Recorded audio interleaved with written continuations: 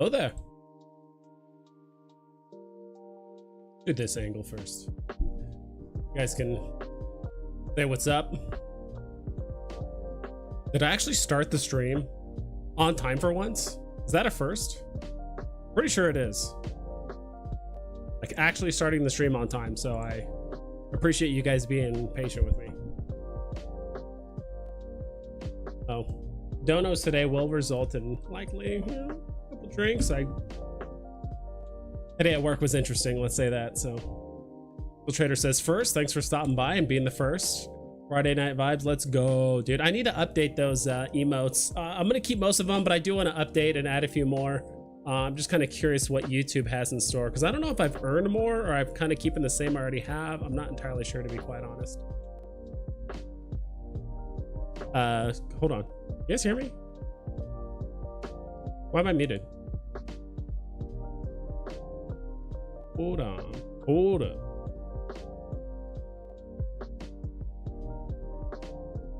Hold on. Of course, of course.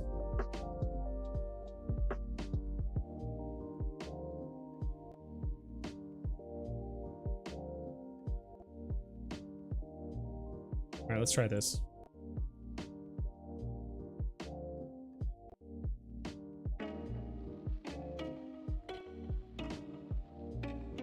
I know I'm muted. Hold on.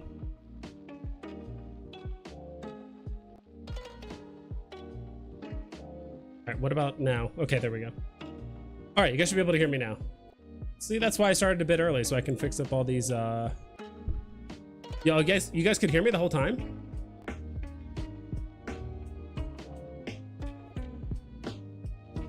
You guys hear me the whole time? That's weird. It wasn't showing up on my it wasn't showing up on my OBS that you guys could hear me. It wasn't showing anything. Okay. That's strange. Okay. Whatever. Over just a bit so it doesn't look so weird. Bobby Green, what's up, dude? And then Robert, that's a message and a half. Starbucks Odyssey, first NFT. Drop floor, $950. Only 566 of their first NFTs was ever dropped. They have 3 other stamps out that first to finish these quizzes and buy a certain cup of coffee and get them. That was a sentence and a half. I don't even know. So I remember, I don't know if it was you or someone else that did talk about that, like Starbucks was dropping an NFT. I think it was like last week. Honestly, didn't really look into it. I just been busy with work and all that other stuff. So plus like all the stuff that's going on with like a kid called Beast and like, I don't know. I don't really care too much to pursue other NFT projects, you know, right now. The first ever drop has been closed. As it looks like it's going forward, you will have a year to get the current stamps / drops or the first 5,000 complete the pets. What's up? Yeah, dude, I might have to look into it, but just like anything, I don't mind talking about other like platforms and stuff, NFT wise, but like when it comes to like investing in it, it just requires like too much research and stuff for me personally. Woo woo, what's up, guys? Well, chat's also hanging out in here, got some flames. Yeah, I also did mention donos might result in some drinks. Okay, you guys could hear me. Donos for drinks, you say? Chucho, I feel like you're the only one that uses the emotes, and I appreciate it, dude. Yes, sir. Yep. What's up, Marvelous Packs? So Marvelous Packs will be a guest on the stream here in a little bit. I just want to make sure I get some stuff kind of like squared away first, because I'm trying to do a weird workaround. Because OBS, like the only way I can get people on with like through OBS and stuff, because like the only reason why I have all this cool stuff on is because of OBS. There's no way you can do that with StreamYard. You guys have watched the StreamYard streams and all that kind of stuff, so it's pretty limited with like the customization and stuff you can do. So I think I found a workaround with it through StreamYard, but like through like a recording studio, and he's just in there. We're both in there, but I'm not recording, I'm not doing anything, and so we can both just watch and listen and all that stuff. So so we'll see about that. But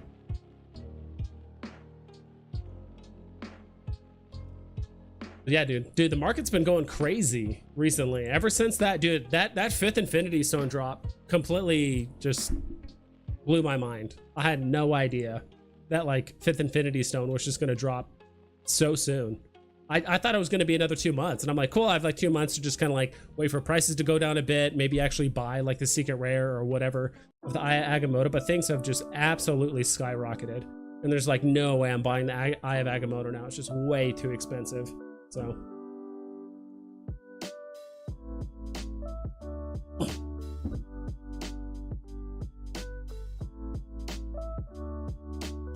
one second, I'm just looking up something.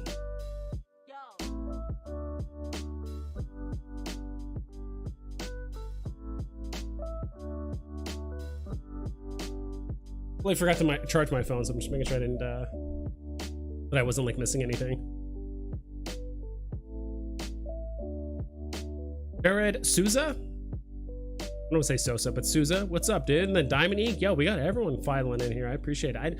Usually I know the first like 5, 10 minutes of the stream, usually I'm just kind of chilling out, letting people trickle in, asking people how their day went. How was your guys' week? How was your guys' day? Today was the first day that I wouldn't say like thrown to the wolves necessarily at my work, but it kind of felt that way. And yeah, it was interesting. So I could definitely see why this job might drive people to drink and or you know, revisit their old vices and stuff. So Eric Souza says Randy's stream was boring. This popped up. I was all over it. I got you, man. Yeah, I saw Randy's stream briefly. I think he was interviewing like Veve Versity and like I don't know, two of the other women. It seemed interesting. I just wanted to get the stream going because I'm like, look, I haven't streamed in a while, and I do want to get this done for you guys. Also, what is going on? I forget. Oh, I think this is it. I think I can control the lights from here. Know why it occasionally flat. Oh, red. Let's go. Look at that red. Cool.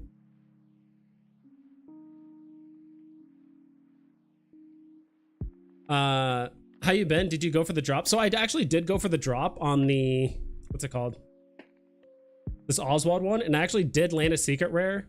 I sold it a bit too early because honestly, like I was literally in the middle of training. So I got the drop. And I saw it sold out, and I was like, I don't know if I want to. I just realized I don't have like a small cup or anything like that. My roommate is having someone visit, so I can't really like I'm in the living room. Let's say, I'm trying to be a good roommate. You know, I'm trying to make myself scarce while he has a visitor over. So you got the rare, so yeah. Choo choo, thank you so much. Here's to the weekend. I agree. I'm just gonna drink this straight from the bottle. Fuck it. But I will chase it with this. This is how you know you're getting older. Like I don't want to drink. I don't want to drink like soda or anything like that. So I'll go back to here with you guys. I don't want to drink soda or anything like that for a chaser. So I literally have a cup here of it's emergency. You know, so it's like flavored. It's like good enough. I don't know. Because back in the day, I used to do some very regrettable things when it comes to alcohol. Thanks, Choo Choo. I appreciate it. First drink is on you, and I appreciate it. Oh yeah, that is definitely a little swig. But yeah, had to do 2 for you. That first one kind of felt like a shot, might have been a little short, but ooh, that's a good start. That's a good start to the stream. I appreciate that. So I actually landed the secret rare on the drop. I sold it way too early, so I got it during training, and I just like all I had was like I had like 2 to 3 minutes to like look at the market, go back and forth. I saw it wasn't sold out on the rebound, so I got it on the rebound. I saw I got a secret. I'm like, awesome. So I was just peeking in as much as I could during the like within an hour, and I noticed that the secret rare was kind of hanging around like 90 to 100 gems for a while, and I'm like, oh my god, is it gonna keep going down? It's not sold out. And I was on my phone, and I don't think you can see how many are left. All I saw was unsold. I was like, oh my god, dude, it's not gonna sell out. It's gonna go down to like, I don't know, 75, 80 gems or something like that. So I sold mine, I believe, for like 90 gems, which is, you know, should have held on to it, but I'm thinking right now, how much are these going for now? Because this is the one I got. Lucky Side of the Street, yeah. So could have gotten an extra like 30 or 40 gems out of it, but I don't think it's the biggest deal in the world. It was a nice little profit for the most part. So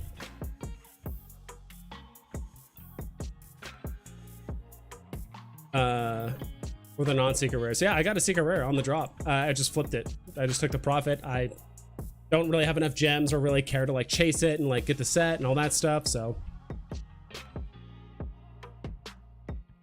one ton wonton man. 1 ton wonton man. You're the Deuterino, indeed. The Deuterino. Whenever I hear Deuterino or like something Areno, I always think of, because I used to play Hearthstone like competitively, like back in the day. I don't know if you guys know what that card game is, but I used to play that like competitively back in the day. And I used to watch, I think his name is Kriparian, so it was like Kriparino or whatever. So I used to play Arena like a lot, but beside that, I'm curious what this is going for right now. 3,500. I feel like this has been stuck at this price for a while, like 3,500 for a minute.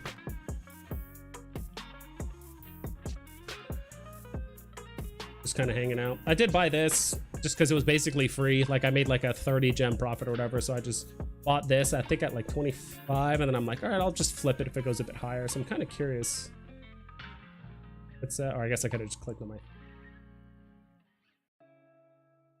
I could technically sell it now for profit, but I'm kind of curious to see if it'll keep going up, because it is animated. It is actually animated, and it does have sound. Actually, the secret rares don't have that, which is pretty interesting.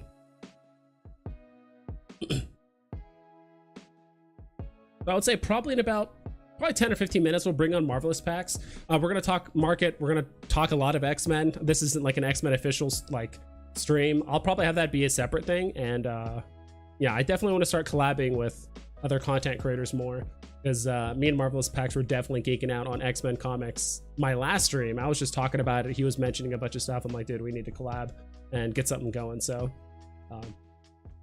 if you could partake in drinks, that would be awesome. But, you know, that was not brought up prior. So Buzz Lightyear, what was this one? Oh yeah, this was like the airdrop for was this an airdrop? Yeah, this was airdrop for like applying to that Twitter thing or whatever. And one thing that they didn't tell you, and I remember this airdrop because people applied with like different emails or like different Twitter accounts or something like that, and some people got multiples of these. So that was a ton of profit that some people had, because it was like a survey, or it was something you had to fill out, I remember, by AMC Theaters. It was like a survey, or it was something like that, and then they picked like random winners, and you got a code to input into Veve, and then you basically got your free airdrop, right? But I think what a lot of people did was either these multiple emails or multiple Twitter accounts or something. I'm trying to remember what it was, but people had multiple entries and they got a lot of profit off this. So now that I look at the NFT, I'm like, gosh, I remember that happening. I mean, this was, I don't know, how old is this NFT? Can I like look at, okay, collectible details. Yeah, this was June. Oh my God, dude. I really thought this was like, dude, this was a long time ago. All the way back in June. That's crazy.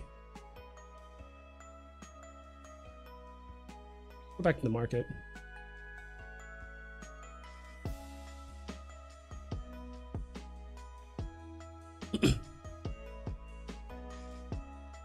Marvelous Packs 100. Let's go. Veve Wheels and Poetry Delivery. That's it. I dig the name, dude. What up, fam? Veve Wheels and Poetry Delivery. What's the story behind that name? What is Veve Wheels and Poetry Delivery? Poetry like that. There's got to be a story behind that kind of name. This is getting pretty close to box price. I'm almost curious to see if this sold out, because this was getting pretty close to selling out. No, it's not. I mean, there's 637 left.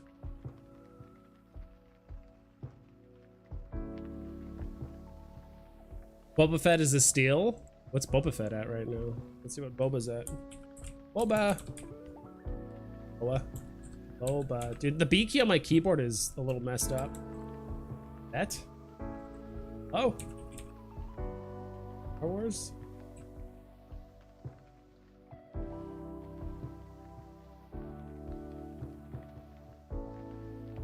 So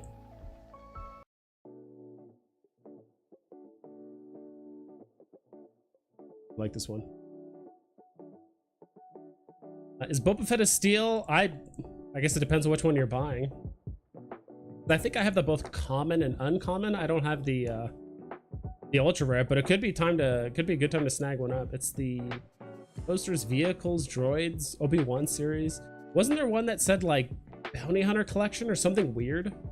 I could have sworn there was like a section just for Boba Fett. Or am I wrong?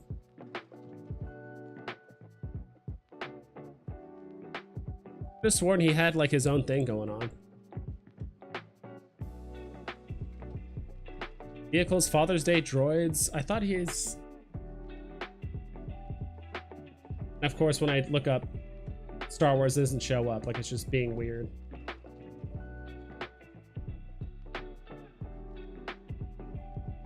And it's Star Wars on here. Star Trek, Star Wars? What is up with this? Searches on this. Do you guys know of an easier way to find Boba Fett?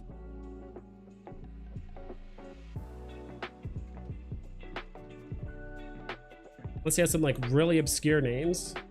I mean, I have the uncommon and common.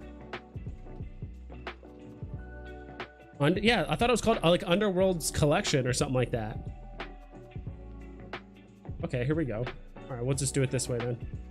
Going for 85. What was the box price again? I literally just had it up. Of course, it takes me back here. Dude, Veve really needs to like fix this, dude. Like, just anytime you click the back button, it just takes you all the way back to the very beginning.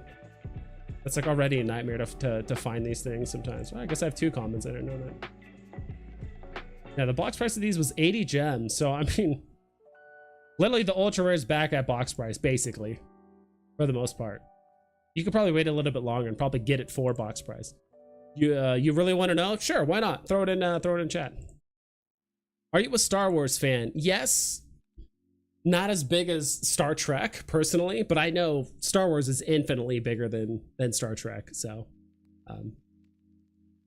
the investor in me understands that Star Wars is better, but the fan in me understands I like Star Trek more. You know, again, that's just me.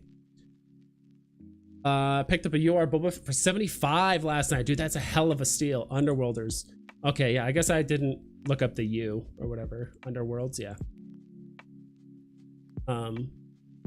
Dude, that's a steal right there. Picking it up for 75. Boba Fett. Remember, that's like... I mean, that's arguably a top 5 character for all of Star Wars, right? It's like Luke, Boba Fett, Vader, Han Solo. I don't know about Yoda. Like, Yoda's definitely up there, but like top 5 of all time, just like, dude, that I don't know. Tucson, what's like number 5? What's like your top 5 for Star Wars? I'm trying to find like, I'm trying to think of number 5. I don't think it's Emperor really. Like, I know Emperor's like a big character, but I'm talking like collector rise or like what would like people be willing to spend money on? Baby Yoda, right?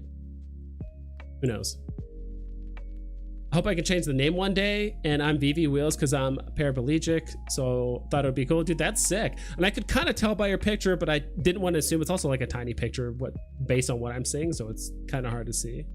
But dude, that's awesome.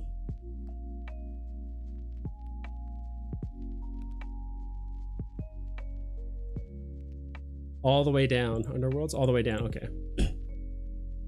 Let's go 49ers. Okay. Yeah, dude. And I've been an on and off 49ers fan for a while. It's been let's just say it's a complicated relationship, let's say. For sure. Dude, I completely forgot about the droids. You're totally right. Yoda, Han, Darth, R2-D2, Baby Yoda. You think bigger than Boba Fett? You don't think people like would collect Boba Fett, or like, would you say like Boba Fett's like number 6? Like, I don't know. Yeah, man, mint price on Boba. Yeah, I've been sweeping the floors that Sam Ellis has made for us. That Sham Ellis. I don't know a lot about Sam Ellis. I know he's like a VVOG, but I haven't really heard a lot from him. I think I follow him on Twitter. Nothing against the guy. I know his name has been said a lot, and he's done a lot from the community back in the day. Yoda, Anakin / Vader, Obi-Wan. Dude, I forgot about Obi-Wan. Obi-Wan is a big one. I think it's more of like a fan favorite rather than like a collector favorite, if that makes sense. But I could be wrong. Han Solo, Eagles. Yeah, there's really the Eagles logo. Eagles will destroy. Yeah. Boba's like 6. Okay, so it's close enough. Those are my West Coast chopper wheelchair rims. One solid piece. Yeah, dude, I dig it. Like I said, it's really hard to see based on what I'm seeing, or like based on my purview. So Travis, Oswald or Steamboat? Dude, I have no idea, to be quite honest. Like, Oswald is new and way less mints and predates, I believe, Mickey. I think he's like number 2. There was like, I forgot there was a character earlier than Oswald, and then it goes Oswald, then like Steamboat Willie, technically, as far as I know. I could be wrong on that. Gem for gem, which one's going to perform better? I have no idea.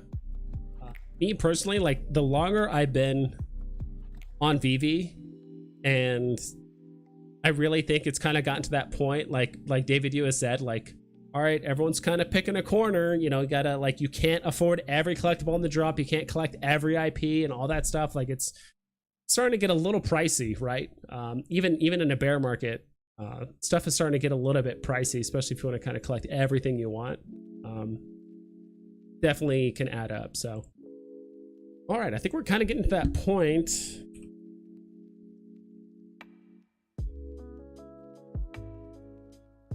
I'm gonna see if this works. I really hope it does. I'm hitting up MPAX right now. He's ready to talk, because me bringing him in is actually a really good segue about what I was about to talk about. So I wanted to do that first.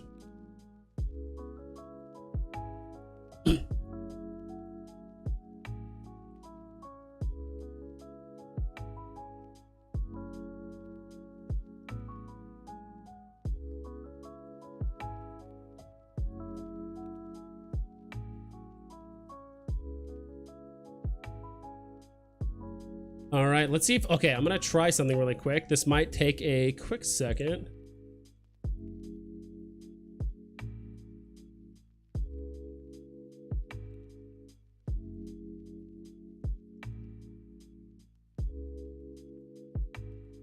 You guys are gonna have to bear with me for a while.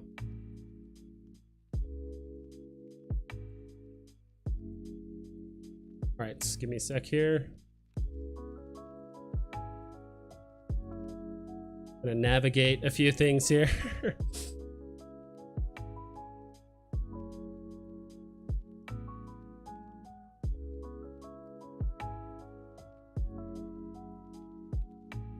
Have to turn off this other one.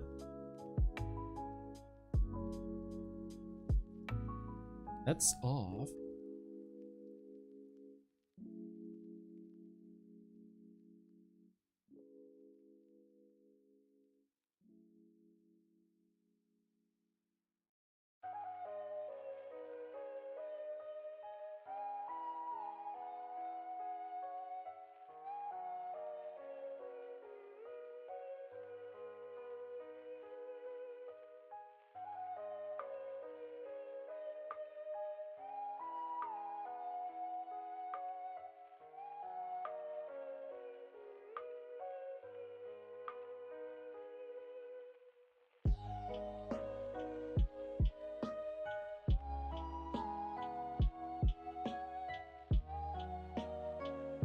All right, bear with me, people. I'm trying to get this figured out.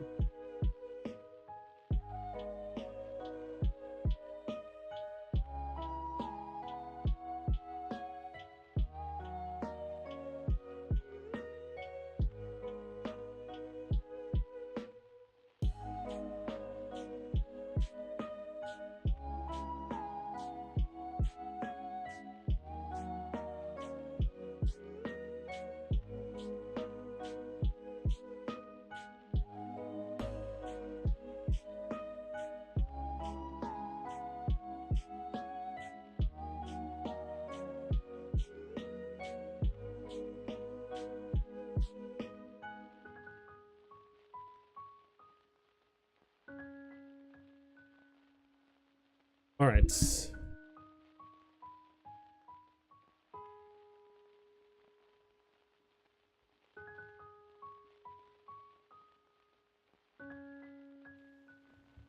We're good.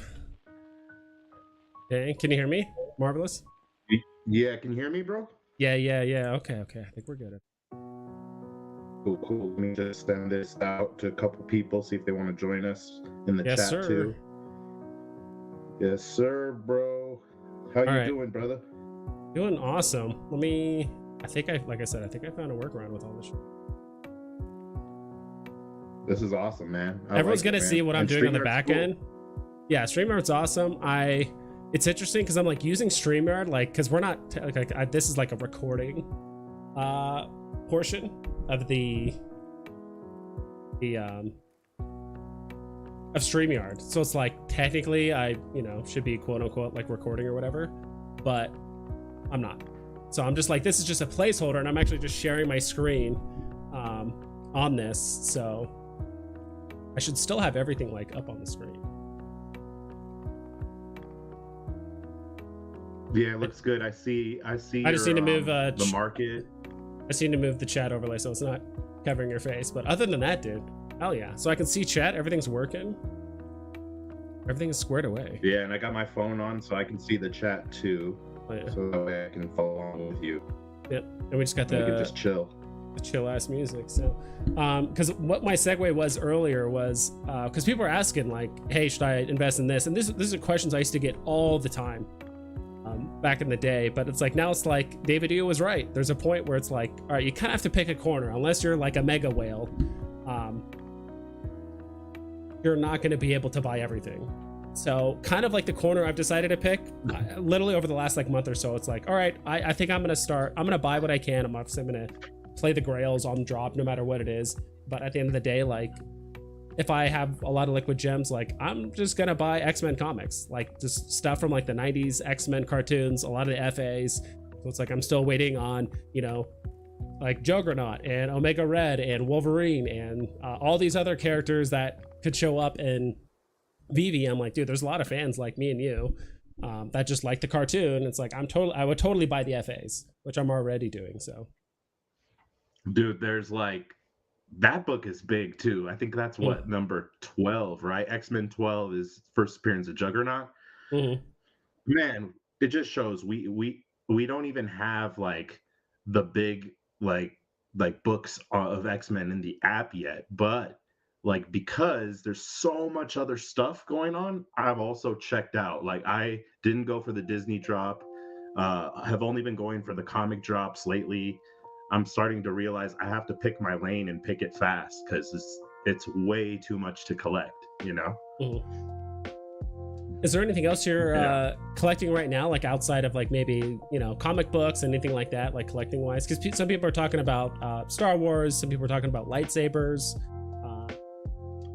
What do you think? You mean like just on Veve or like? Yeah, just on Veve, or I guess in general too, like just whatever you want to talk about. You just do the shit here. Probably like for me it has been lately, like I stop at GameStops and when I see some HRO cards,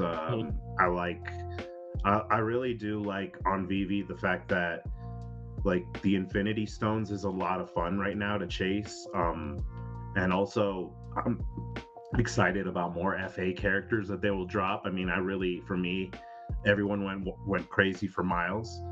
I mean, when they drop Wolverine, that's gonna be me like getting all like, oh my god! So, for sure. Like, yeah. I haven't fallen into the hype for the drops yet, but in terms of collecting, man, I like the Star Wars stuff. I like Vader probably the most out of the Star Wars stuff. And when they do Mando, I think that one's gonna be a home run when Mando comes along. So for me, I'd add Mandalorian in as a top 5 honorable Star Wars character. Would you put that higher than?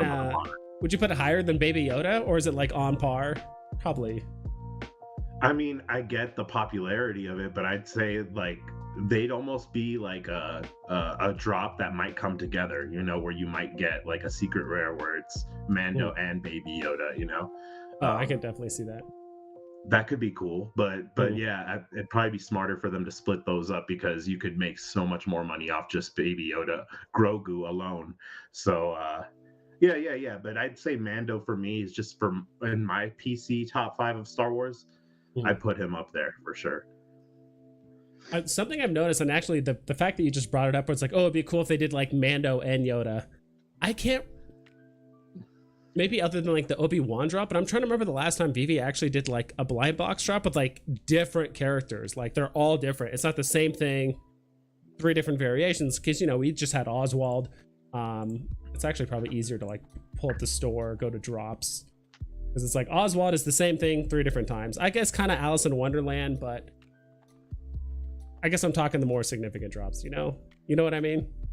Yeah. Like Alice was nice, but she hasn't sold out. There was the solo RoboCop. America Chavez was the same thing. Swamp Thing was a solo thing. She-Hulk was just the same thing over and over, or just same character, 2 different drops. Star Wars was different. Still do not know who the hell this Manito Bon, whoever the heck that chick is, the alien girl. Still do not know who that is. It's like in a chase scene for one moment so far in Star Wars. This is, oh yeah, like people made tons of memes about her, just like how she couldn't catch like 6-year-old Leia or something like that. I do remember that. Going for $200 though, that's gotta be, oh my gosh. I remember that one. I just went for, yeah. Go ahead, bro. I remember I just went for Obi-Wan because I'm like, oh, everyone wants Obi-Wan, but apparently just scarcity alone. I guess that's strictly if like people want to complete the set.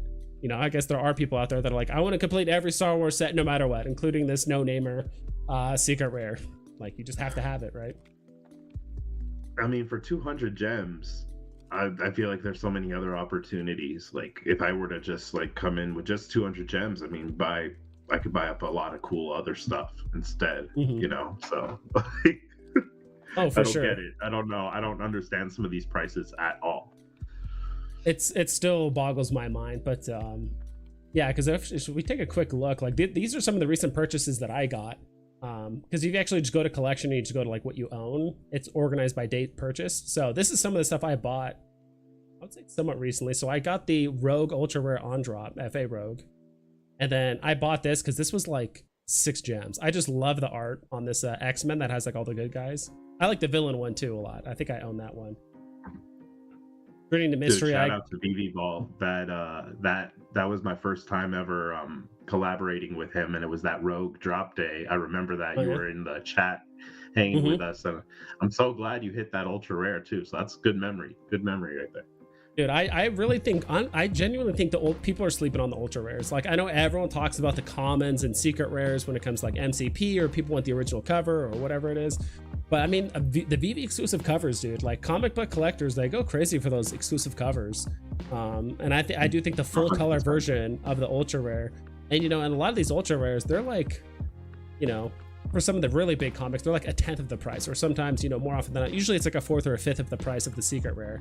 So it's just so much more affordable. It's like easier to liquidate. It's a really, really unique cover. It's not a panel pull, which, nothing against panel pulls, but it's something that's outside of the comic itself. And so, I mean, I really, really like it. I mean, most of the ultra rares I do like, some of the Veve exclusive covers. But I mean, the fact that usually it's only half the mints too. Like usually there's 250 secret rares, but there's like 500 ultra rares. That's still really rare. But I do think overall people do sleep on the ultra rares. But I mean, this is way down the road, right? I'm talking. There's like comic book collectors on the app, and they're trying to buy things that the other comic book collectors don't have, right? Well, yeah, and the artists are exclusive, like, and they're some of them are really big artists. Like these are from Marvel, you know what I mean? Like these aren't going to be like when comic book people come in, they're not going to understand these exclusive covers. They're going to be like, wow, this is something I don't have of a book I love, and it's done by an artist that I really like. And then the other bonus on top of that is it's really rare, and you're not going to see it anywhere else, so that makes it to me even more special, because then you add in the scarcity and everything else. It's just like, to me, a no-brainer. So I agree with you, man. I think they're, depending on the artist, depending on some of the factors, there's some of the more special covers. I love that Jubilee one you got up there too. I really like that one too. I think that's the rare. That's just the rare. Yeah, I mean, great. I mean, when I was younger, I thought she was beyond obnoxious. Like I did not like Jubilee. I mean, but you always have to have that one young kind of just annoying character that's just always complaining or whatever it was. But you know, she played a, you know, key role in X-Men, and X-Men has always been like super diverse. I remember reading an article like a super long time ago talking about like, oh, X-Men isn't diverse enough. I'm like, what are you talking about? I'm like Nightcrawler's German. What's his name? Oh my gosh, Colossus is Russian, and then Storm is from Wakanda, and then Logan is Canadian, and you got, I'm trying to remember. I mean, there's literally people from all over, and especially when that giant size X-Men generation came out, like that team was, that book was full of FAs like Warpath, Storm, Colossus you just mentioned. All of these characters had their first FAs in it, and none of them are from the US. You know, yeah, exactly. Nightcrawler too in that book. Yeah, and so, I think Jubilee's I think she's technically Chinese American. I'm not completely sure. But I do or I think it was Filipino. I'm not sure. I'm not 100% positive. Yeah, it's a diverse team. Oh, for sure. And it's like, believe it or not, it's like also some of the strongest characters like are female. Like Storm is extremely strong. Jean Grey with the Phoenix Force, extremely strong. Like literally some of the strongest characters in that like realm of mutants for the most part. And honestly, and I've said this before, I think I brought it up to you on that same stream. I was like, you know what? I think Scott Summers, or Cyclops, is a better tactician, but I think Storm is a better leader. Because I don't think I've ever seen Wolverine like storm off or tell Storm to go screw herself. Not too often. Way more to Cyclops, probably because Jean Grey was involved. But you know, other than that, you know, I definitely think no, dude. I definitely think Cyclops is a better tactician, but like Storm did a way better job of like keeping the team together when like it got to that point. Yeah, the blue and gold team debate, bro. Like that's I love it, man. Let's see here. I have a nice little soft stack, and it's like right now, like I didn't make the decision up until like the last like, kid you not, probably like last like week or so, which is why I bought like some more Mr. Sinister. Like I've been literally just buying any Mr. Sinister for like under like 250, like the commons. I got the rare just to kind of cash in on the MCP points. I did the same thing like Jubilee. This one's also the first appearance of Rogue, because I'm like, wait, I have the Ultra, but not even the common. But I do want to start stacking these. Probably less so of Jubilee, because her mints are 30,000. But some of these other ones, like, dude, Mr. Sinister's 10k. Like, I do not know why people are not grabbing the same thing with Rogue. Like, Rogue is also, I think she's actually 7,500 comic, so it's like less than 10k. So it's like 5k. Oh, 5k? 5k. Is that correct? Yeah, Rogue is 5,000 dude. Get a mini stack of her if you can. I need to. Superhero FAs are like always tend to do a little better than the villain FAs. So just keep that in mind for your stacks, because you know, at the end of the day, I love having mini stacks because, you know, like I always get to keep my originals, you know what I mean? Like even if I sell some off. So I'm with you on the whole like mini stacks. But dude, like that Rogue one, to me, it's like that's a no-brainer. Like that's like, dude, that there's so few of those on the app, and when more users come, they're gonna be like, what? There's only 5,000 of these? Like that's crazy. I definitely think the biggest sleepers, like comic, some of them is Rogue and Gambit. I think those are some of the two biggest sleepers when it comes to comics, because like, dude, like right now. Which I actually spent money on this purposely. I have the 777 Gambit, and I remember when I told Comics and Crypto that, they were like, "Oh, dude, that's a good mint." Because I'm like, I can't think of any other mint number that makes sense outside of 1963, his first appearance comic. But I'm like, his was always about, he's kind of a gambling man, very lucky, very roguish style. That's always been his deal. So I was like, that's the only mint number I could think of that kind of matched with him. So I definitely pay. Following. Oh yeah. And so I wonder what his floor price is right now. Yeah. See, that's what I'm saying, man. Under 4 gems. That's why I don't go for these 60 gem drops when there's these books for 4 gems. Yeah, you can. Yeah, it's like you can buy 15 common gambits for the price of one Oswald, you know, and that's assuming, you know, you don't get screwed over and you get the rare, and then now you just lost half your money. And I do want to say a little something about Oswald. I noticed that it sold out like in the second wave of like kind of like, you know, at the beginning it didn't sell like out 30 right minutes. away on drop. Yeah, people gambled, man.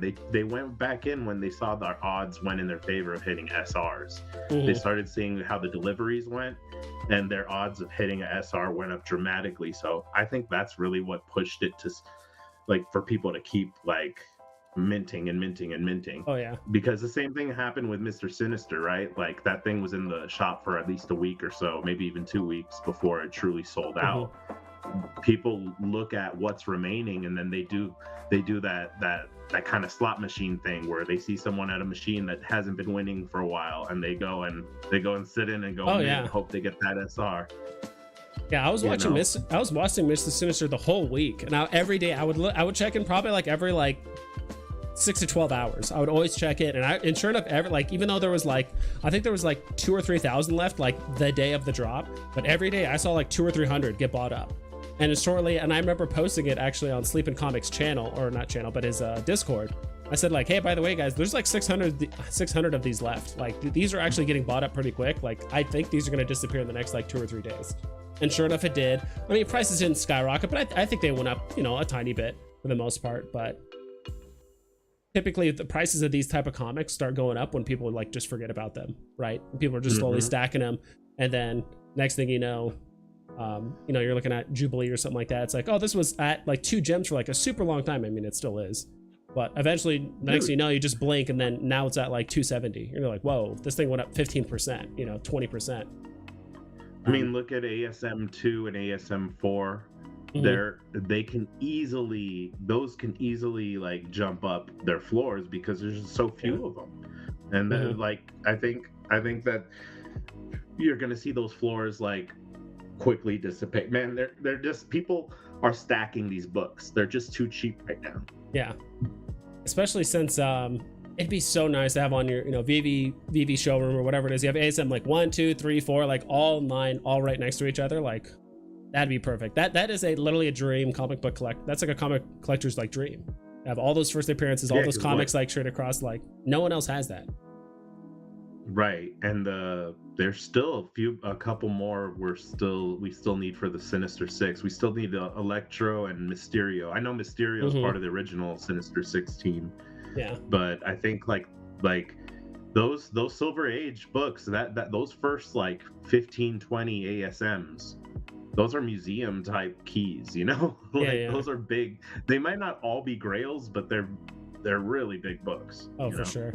I'm just gonna catch up with chat here a little bit. I haven't forgot about you guys. So Travis was talking about Star Wars. He said Star Wars is pretty easy to complete. Give it a few years, it'll be like action figures, tons everywhere. True. Travis says he likes the ultra rare comics. That's what he tries to get.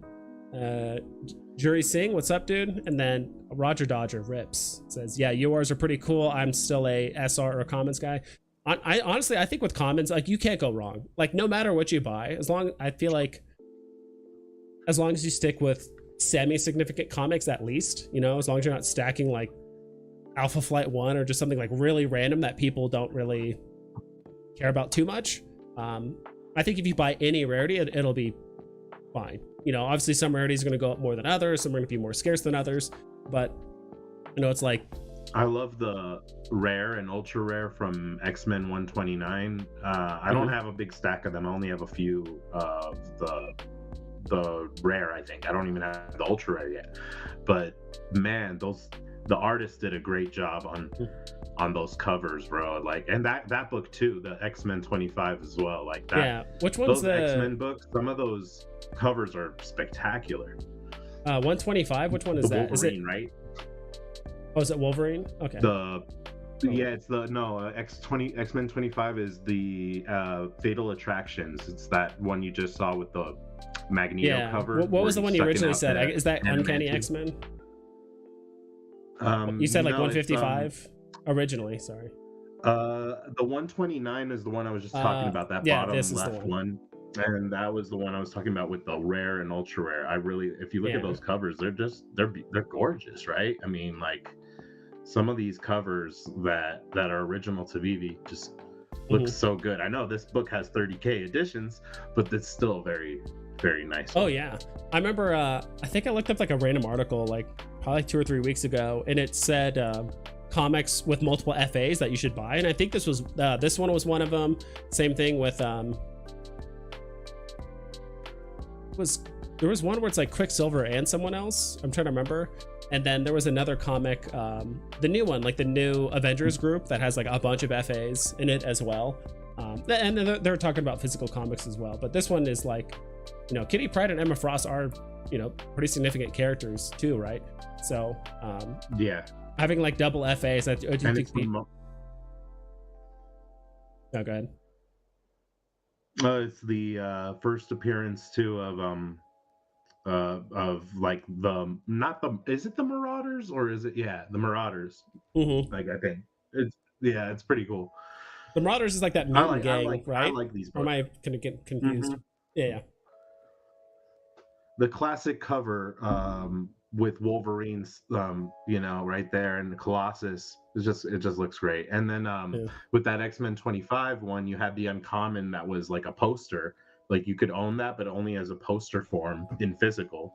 So that was kind of cool too. I mean, the X-Men books we have so far like hit my nostalgia, but we've got so many more to go. You know, we don't have a lot of big X-Men books on the app when the probably most valuable one is the FA Scarlet Witch. You know what I mean?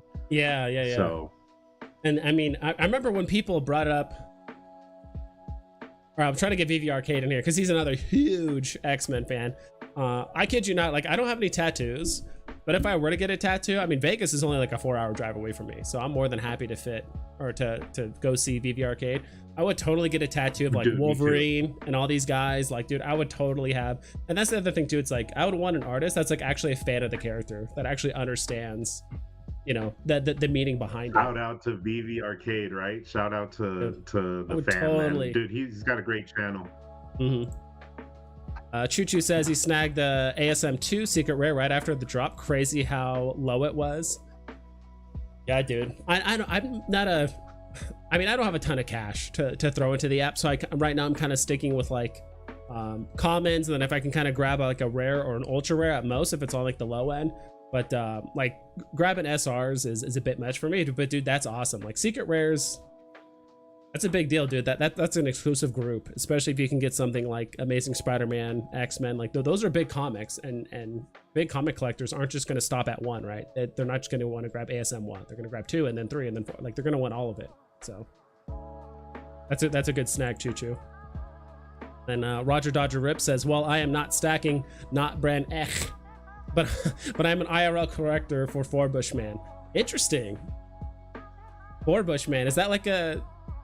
I feel like that was a meme before memes were a thing. I feel like he was like probably one of the OG memes, like way back in the day. I do really like the ultra rare though. For the longest time I've been wanting to buy it, but dude, that price of that has been going up for a while. Not brand X. That was a more limited comic, right? That was that was like that was to hit, because I thought. Yeah, that was like the second or third comic to like ever have like 10,000 mints, I believe. It was like one of the very early like 10,000 mint comics. You can buy the common for basically box price right now, but if you wanted to pick up this ultra rare, which I think looks hilarious, I think the floor, it's at like 55, which is kind of I mean, there's some SRs right now at 55 right now. Of course, they're not significant comics, but just the fact that he's like flexing and there's all like the egg-like characters. I just think it's hilarious. I'm like, dude, I would love to have this just as a meme, and it just looks amazing. It's holding pretty well. It's doing I know. I'm surprised.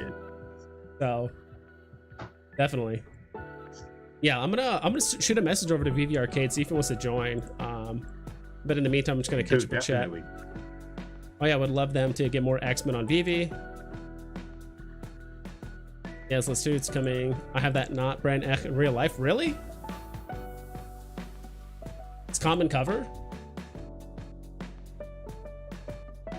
I think he does. I remember I went on with him and he told me about it too. Dude, it's a sick book, man.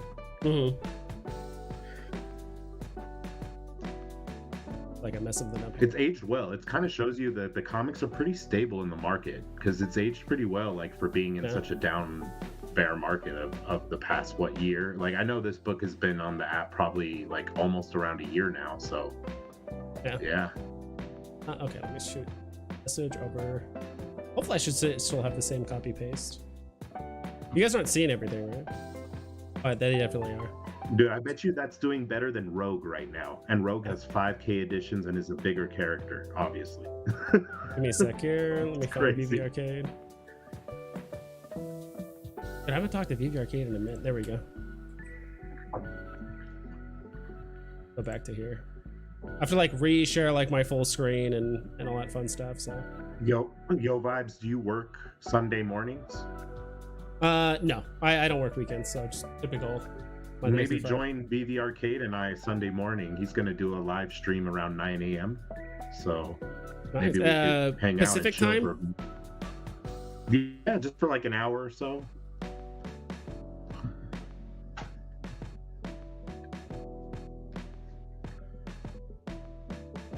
Here, so that's there. And then I also want to pull up. It's like the first time I've done this. I'm surprised this is actually working so well. Like I'm like screen sharing my StreamYard that is also sharing my other screen, and I'm like trying to find these workarounds for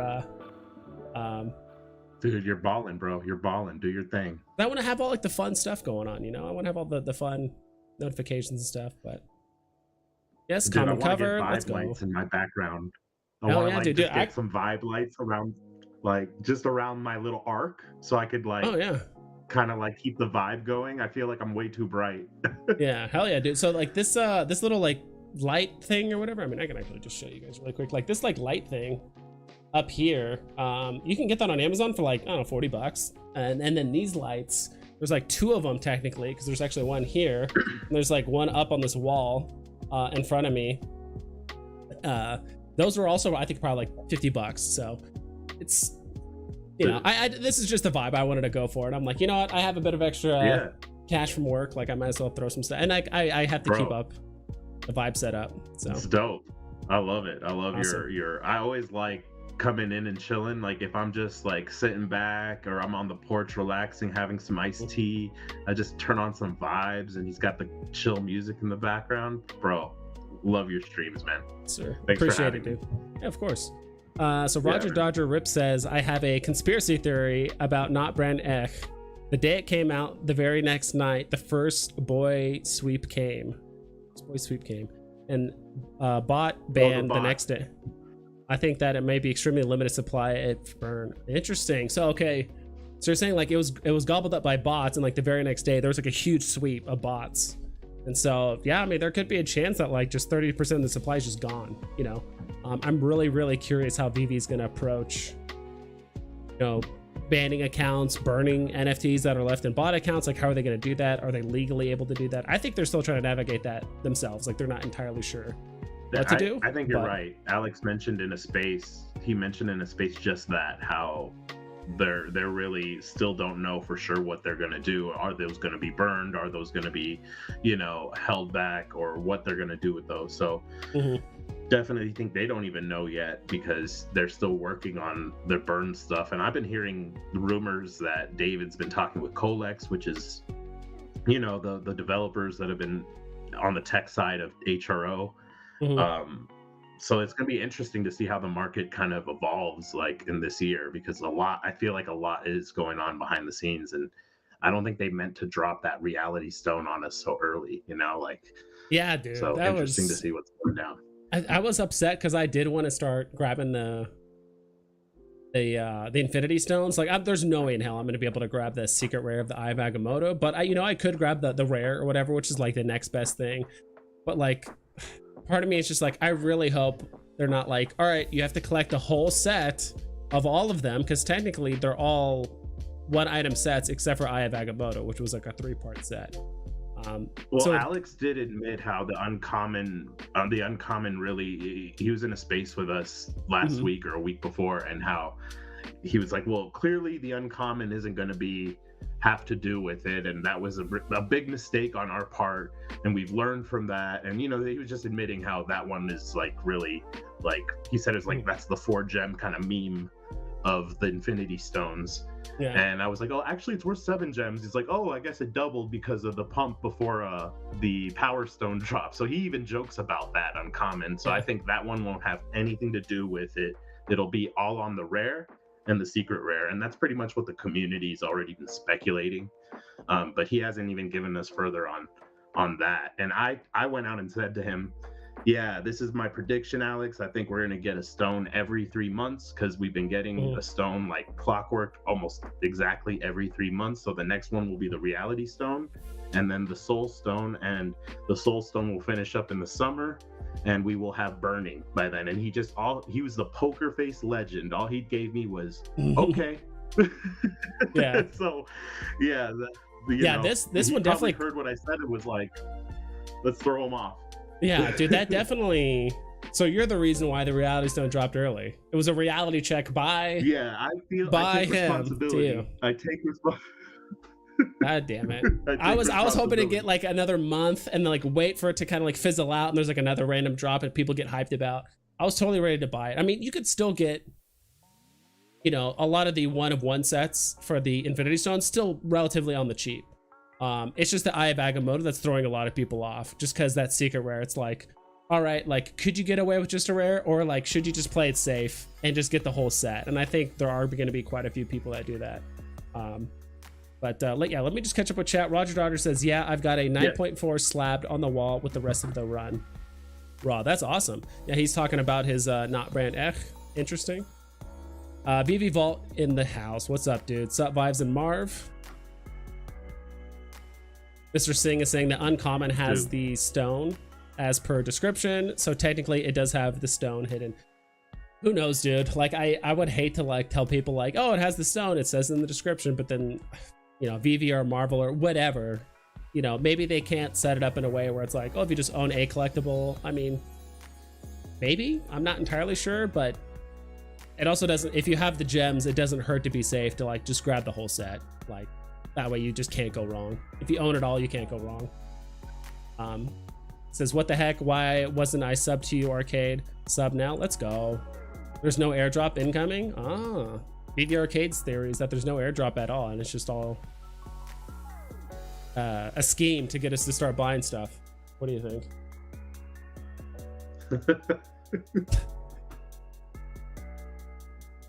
Shout out to Vault, shout out to Veve Arcade, all the chat, man. I see y'all, man. Veve fam in the house. Yeah, I'm not sure. Like, I mean, let's say this. It wouldn't surprise me if there was no airdrop, but at the same time, I feel like they're definitely setting up an airdrop. I think Disney's kind of tested the waters with that genie lamp drop thing that they did a while ago. Because I think, was that technically their first airdrop they've ever done? Was that genie lamp thing where it's like, hey, if you win it, you get the airdrop like your day, like day later or whatever? Was it? I feel like there was one before that. The chat would know. The chat will educate us like they always do. That is always right. That's what I heard. They're never wrong. The chat, yeah, they got our back, bro. Like usually, like that's what I love about this community, man. There's so much information that we share amongst each other, and it's amazing. And also, I want to shout out like to Alex is that he deflected me when I guessed the 80s IP we're getting. I asked him about like I told him, well, these are my picks. We were just kind of having fun. I was like, these are my top 2 picks for the 80s we'll get. Michael Jackson or Indiana Jones. And he completely ignored the Indiana Jones. He went right to the Michael Jackson. He just was like, oh, what you mean, like the Moonwalker? We're gonna have MJ turn into a car, or maybe Captain EO? And I'm like, yeah, man, we were having fun with that. But he completely ignored the Indiana Jones. So I'm going with Indiana now as like we're getting that. We're getting Lambo. We're getting a lot of stuff that's gonna kind of distract us from the MCP dilemma, Yeah, and there's just that's what it's just kind of funny, but because a lot of companies do this, especially gaming companies, right? Where they're like, hey, don't worry about all these updates or all these things we have an update. Here's all these new shiny up. Here's a new mount. Here's a new expansion. Here's a new cosmetic you can buy. I don't think Veve's doing it maliciously. They're not like doing drops to like distract us. It's just like, shit got pushed out. Like at this point, I've kind of given up on expecting MCP or OUP or Comics and Showroom or any of that stuff anytime soon. Like I'm just waiting, like until they literally say it's gonna happen tomorrow or it's like in Veve right now. I'm just like, I'm not holding my breath. Like I'm not revolving my buying strategy around, you know, Comics and Showroom. Like I'm fully expecting when Comics and Showroom shows up, comics probably across the board are gonna probably pump like 10%, maybe 15. You know, people are gonna start buying stuff up. Same thing with MCP. They're gonna be like, oh, these are the cheapest rares. Let me just buy that and then buy this and then buy that. Like it could definitely happen, but I'm not tripping about it as much as some other people are. Bruce, you're keeping busy, bro. It's healthy. You got it. You got your new hustle going on, and you know, man, idle hands are the devil's playground. So if you're just hanging around waiting on these things, man, it's torture. Oh yeah. And so I'm definitely, now that I'm, you know, making a bit of extra money, I'm like, all right, I might have to actually put money in Veve, probably for the first time in a while. And I'm like, dude, I might have to start stacking some of these comics. You put fiat? I know, like, what are you doing? But it's so hard because I know so many people bought gems for like 50% off, and you know, people were selling stuff at all-time highs, and it's like, all right, I sold this one collectible for, you know, $5,000, and now it's worth, you know, 150 gems. Like it's so hard now to like go back in, put in fiat, but you know, I mean, look at your collectibles different, bro. Yeah, you look at everything different. Now you're really putting in that money. You're like, wow, that's really $60 right now for the Oswald. I better be smart with this puppy. Oh yeah, you know. So that's what I'm kind of curious about. Is like once, I mean, this market or all these drops are definitely, I think, squeezing a lot of people's gems. Like wearing very thin. I've become so much more of a picky buyer over the last year than I have when I was like all-time highs. I was just slinging stuff. I was buying everything. I did not give a shit.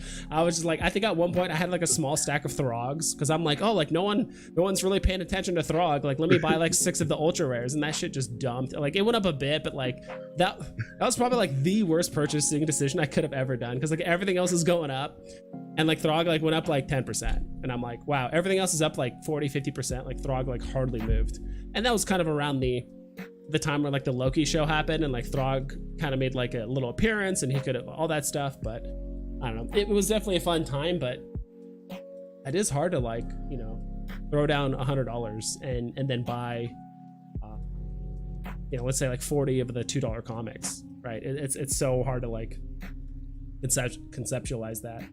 But I don't know if you believe in the future, and that's kind of why I'm sticking to more towards some of the cheaper comics and comments, because it's like it doesn't take a lot for those comics to go from $2 to $3.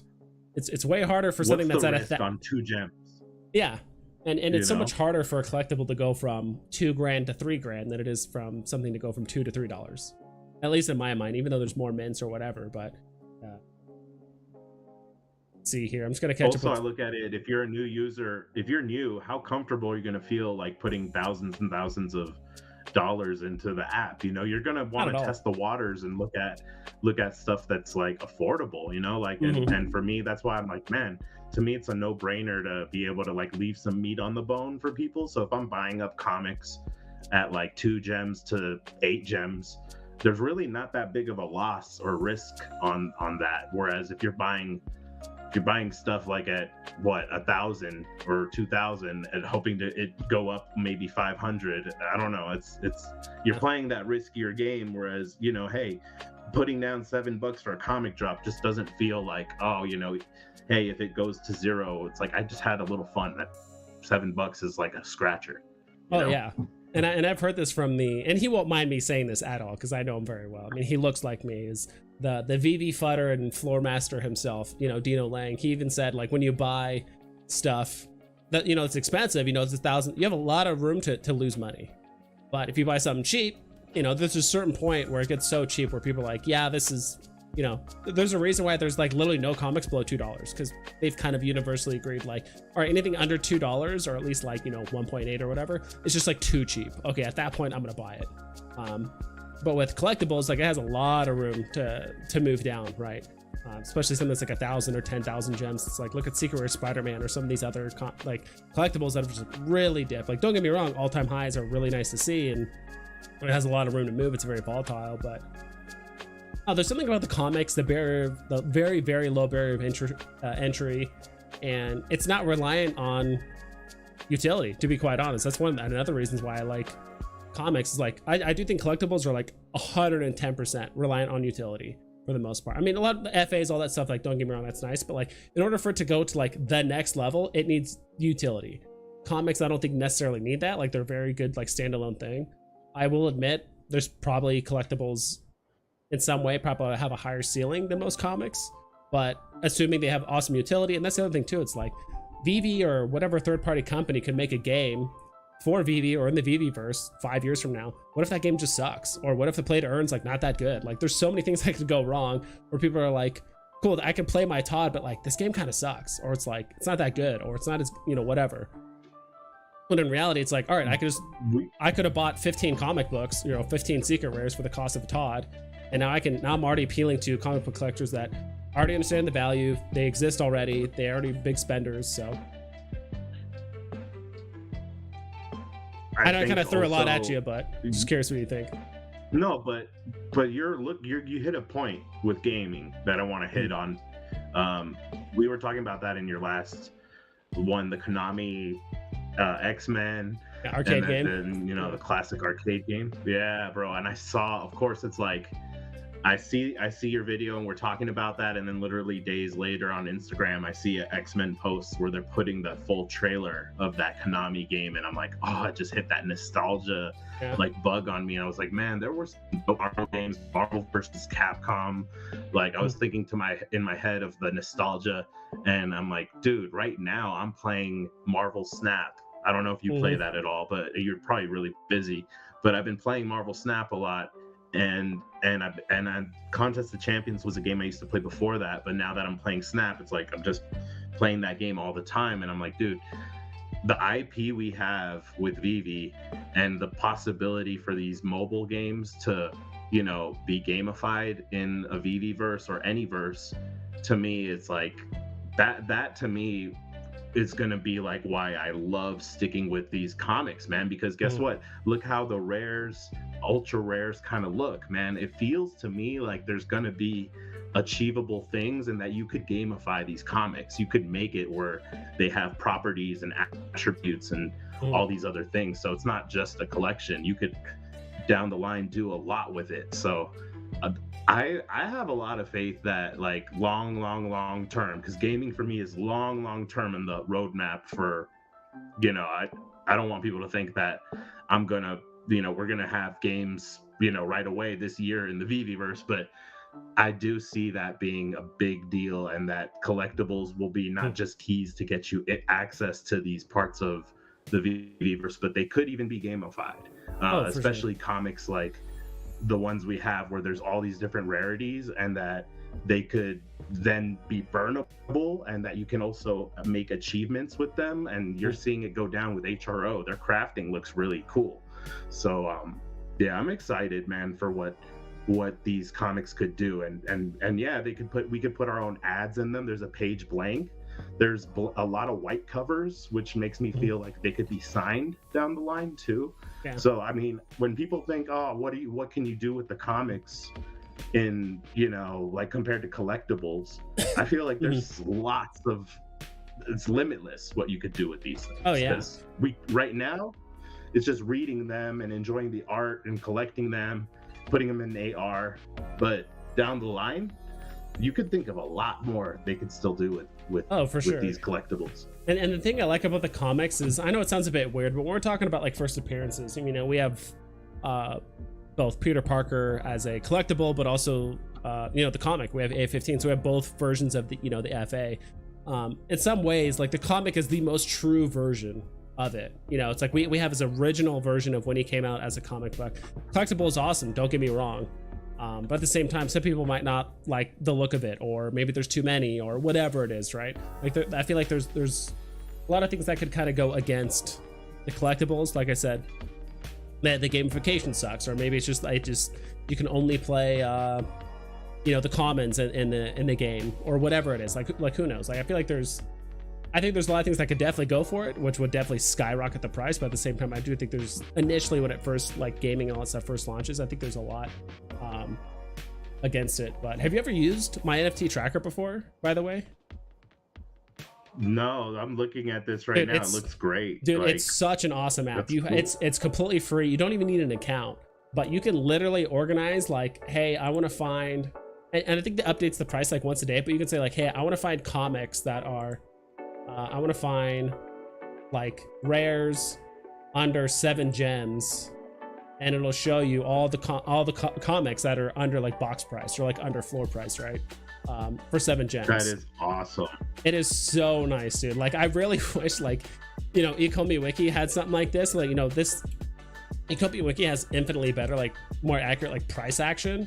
You know, because these prices are only updated, like, I think once a day for the most part. And you can kind of like look at the charts a little bit, but ecomi wiki is just more accurate because it's hourly for the most part. But yeah, you can add your vault, you can do all that stuff. But my favorite thing to do is like, this is my go-to when anyone asks me like, hey, I have like 50 gems and I want to buy an ultra rare. Like, what should I get? You're like, okay, cool. 50 gems, ultra rare. Like, okay, between like 40 and 50 gems, it's like, heck, you can buy the Avengers 4 like That's so vibranium visually variant. appealing. Yeah, it's like you can buy this one. Like, these are actually all really, really good comics. Most of these are actually really good for ultra rare. Like Vision. I'm And it trying to remember reminds who's you the. how seeing them all together like that, because you don't really get to see all the ultra rares like Yeah. stacked up together like that. That just looks so. It's so clean. nice, dude.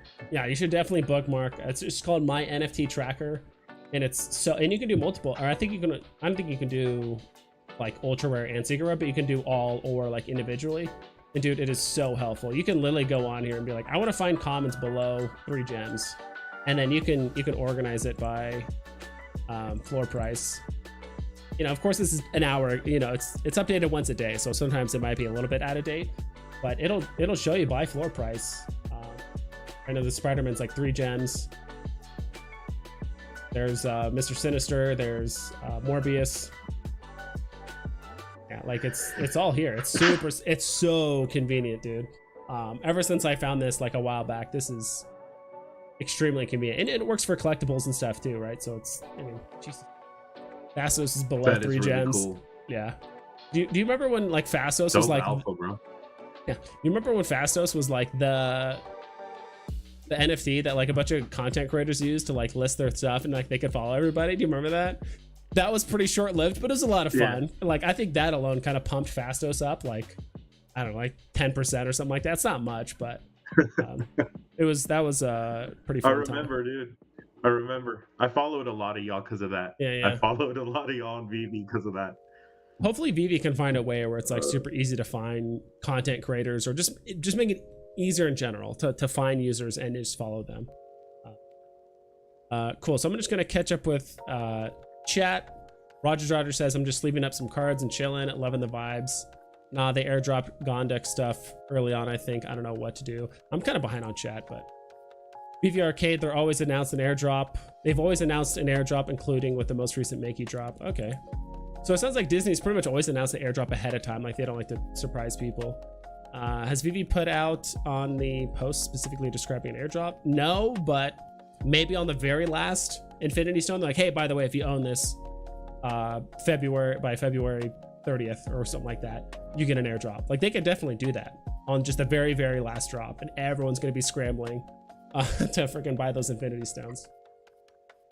Just trying to stack, so hopefully I can become a little whale. Yeah, I think that's. Now, what would you call a little whale? Something different. Roger Dodger says, I stacked NBE Werewolf by Night 32, Uncanny 266, Tales to Astonish 13. I stacked some other stuff too, but those are the most.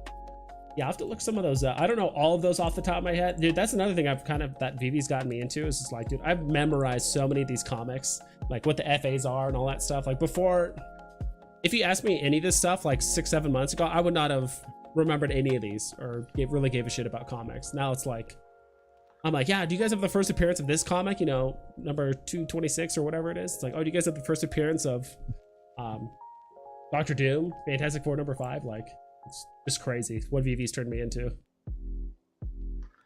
I love it. I love the fact that so many new comic collectors have surfaced because of Veve. So to me, that always reminds me how like how bullish I am. It just helps me when I see other people like that are like, oh my god, I never used to care about comics, and now Yeah. because of Veve, I'm buying some, and now I find myself at a comic shop and I actually know what they're talking about. And when I overhear them talking about these keys, and I'm like, yeah, dude, like the comic bug bites pretty quick. It is a lot of fun. So Yeah. seeing people starting to have fun and collect physicals, and now they're like, man, I thought I was gonna be collecting digitals, and now I have more physicals than I would have imagined. And oh, dude, it can easily So, happen. like, And that's the thing. It's like, and we only have like what? I mean, how many confirmed users do we have on the app? Like low 5 digits? Like, I mean, we're talking at least confirmed with KYC and all that stuff, right? I'm trying to remember the last time like VV Fox put out the numbers, but I think last I heard was like 17,000 or probably less than that. I have no idea, but I know it's around that area. I want to say between like 12 to like 18. I know it's definitely not over 20, but it's like considering that and how many people we have that become collectors and are buying these comics and stacking them and all that stuff. It's like, now imagine if we had closer to like 200,000 users, like KYC'd accounts, like literally just times it by like 12. What we have now, like comics are going to really move at that point. Yeah. Especially these rare ones, you'll notice it first with those, and all of a sudden people won't care. They're gonna be like, oh man, like, okay, those are pumping really hard. Let me go to these 30K and 60K before they're all gone, because those are some of the more important books too. It's gonna be, I can't wait for those days to come around. I know it is not about if. For me, it's when. A lot of people are like, oh, let's see, speculation and all this. I think the app is growing, and it's just we're doing it on the right timeline. They're gonna market at the right timing. I think maybe they're off timing on a lot of things, but I'm glad they haven't marketed to the masses yet. I still think we're gonna have a lot of room to grow in 2024. This year may be a little slower than people think. There might be a little bounce, but it's gonna be fun. Yeah.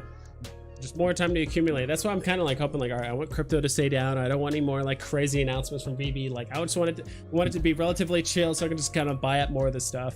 But yeah, so All Chat Gaming says he got an SR Credible Hulk 92, which is what I pulled up right now, and he said he got it yesterday for 40 gems, and it's 250 editions. So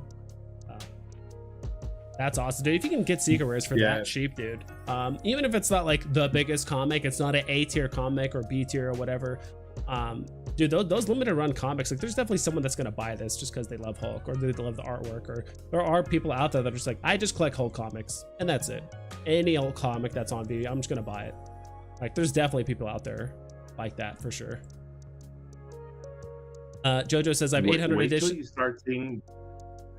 Oh, sorry. Wait till you start seeing these big artists like doing these ultra rares, like even bigger. We're talking Peach. We're talking Scotty Young doing ultra rares and rares that are exclusive to VV.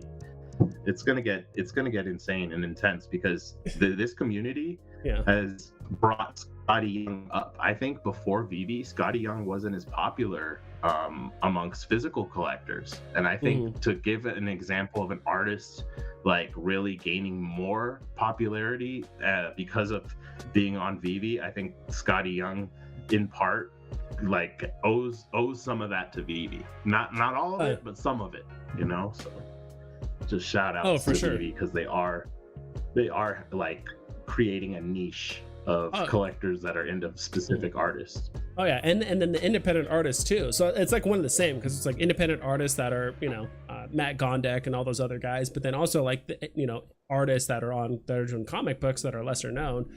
They're definitely getting more attention because of VV. So Jojo says I have 800 editions of one comic. I don't even know how it happened. Then Roger Dodger says 800 of the same comic. I know one of the Palace guys has like 1,600 of the same comic. Do you know who I'm talking about? I shit you not. I might have an idea. Yeah, and it's the Ben Reilly one, dude. And that's actually not a bad move, because it's like that is another. There are Spider-Man fans that like every iteration or version of Spider-Man, no matter what. If I see it, I'll remember. But it's the first appearance of Ben Reilly. The FA Scarlet Spider? No, like Ben Reilly. Like we actually have it. on the app. I'm trying Oh, to the find. Chasm one. Is that what that's called? Chasm? Like this was. Let me show There's two I can think of. here. If I once I see it, I'll know. But he has like 1,600 in these I know which one you comics. mean. Yeah, he has like 1,600 of these. I don't know if it's an Amazing Spider-Man or it could be called something different. I'm sure someone in Scroll chat. up a bit. I think you passed it. I think you passed it just now. That one right. Oh yes, there, yes, yes. the Web of top. Spider-Man 118. First appearance of Scarlet Spider or Ben Reilly, the heroic clone of Spider-Man. I think he has like 1,600 of these. I don't know if they're all commons or whatever it is, but he has a lot of these. But this is kind of makes me want to buy one because it's like I don't even think I own one of these. It's a cool looking comic, and I actually, strangely enough, I do like the look and kind of like the color scheme of Ben Reilly a little bit more than like. I know there's OG Spider-Man, but I like the Ben Reilly look on the app, at least like the collectible wise and all that stuff. So I don't know. I mean, this is a modern. They dropped a modern Ben Reilly comic where it's the FA first appearance of Chasm, and that's hit where Ben Reilly becomes who's Scarlet Spider. He becomes this symbiote called Chasm, and the SR has the full like FA of how it looks in the uniform. Dude, it's sick. Dude, that's sick. The one where he's like kind of green, right? Dude, I really like that SR cover. I'm like, dude, that is sick. I almost wanted to buy it just strictly for the cover. It's very Me too. It's pretty rare to get me to be like, I just want to buy it because it looks cool.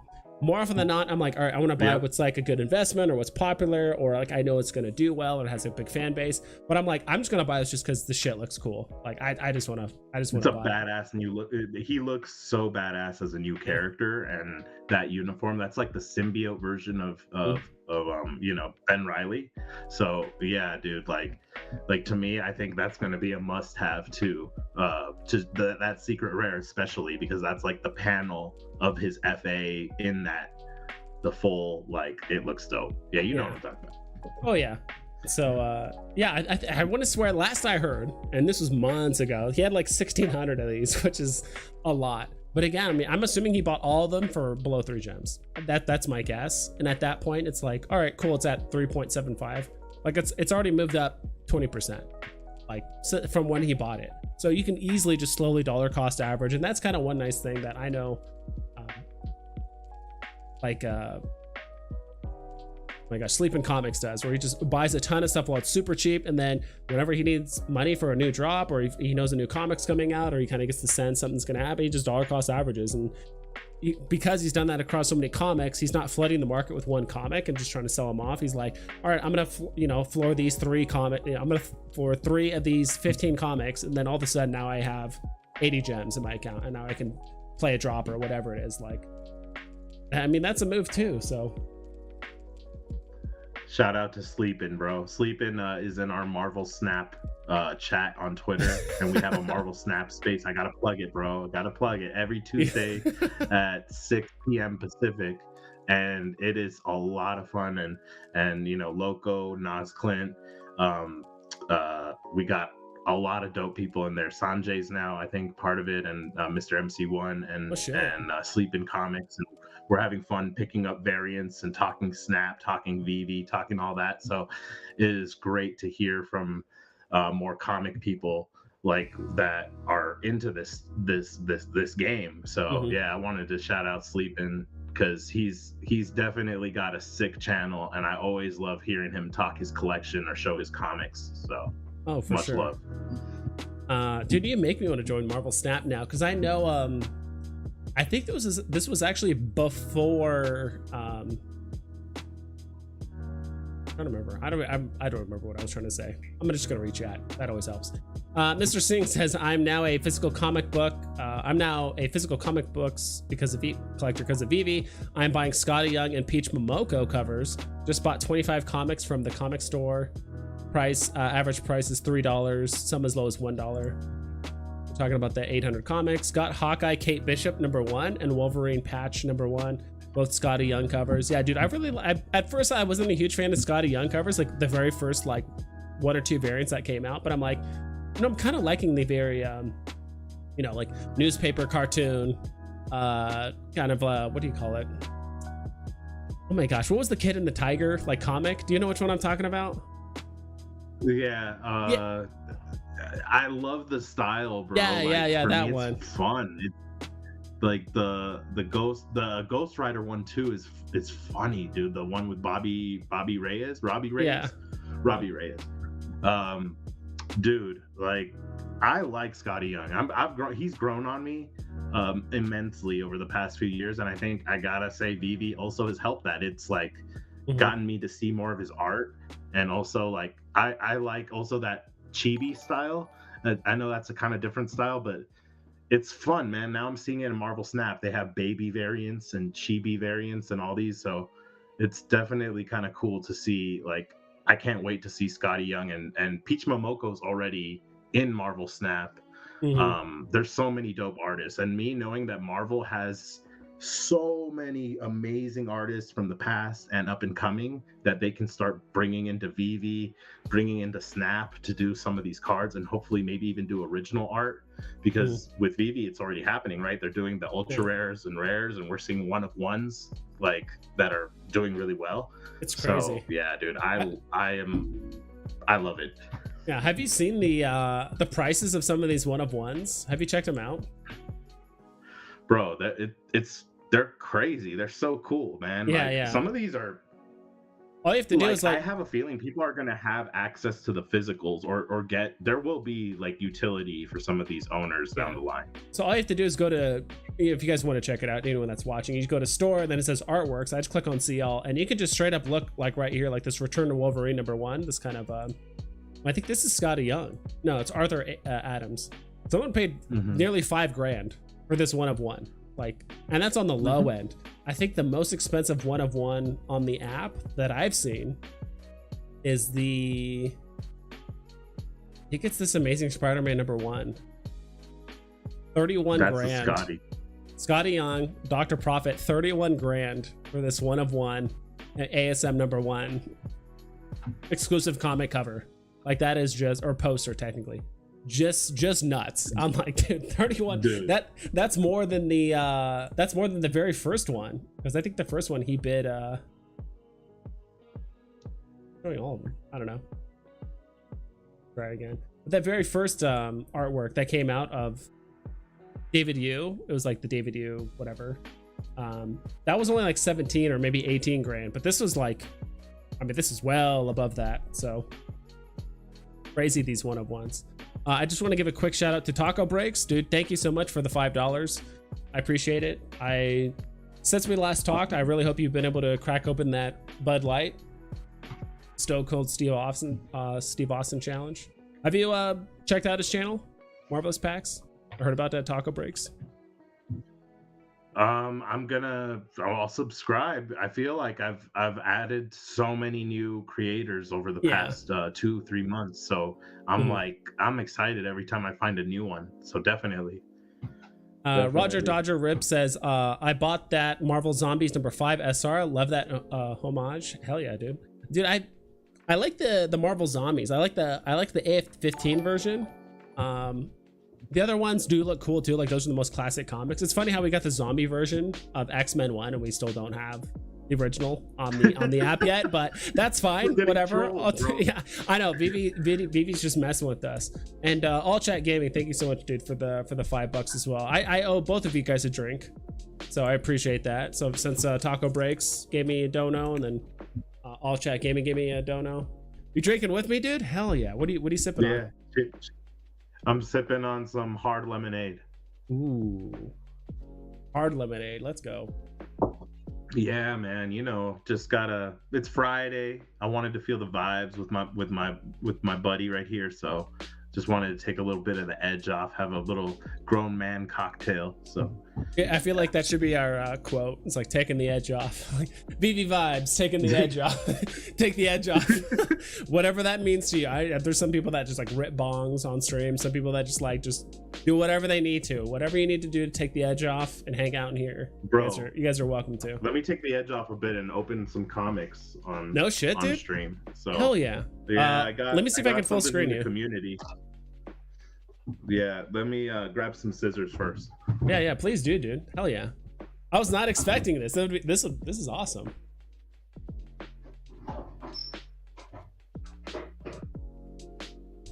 I'll find a way where I can like there.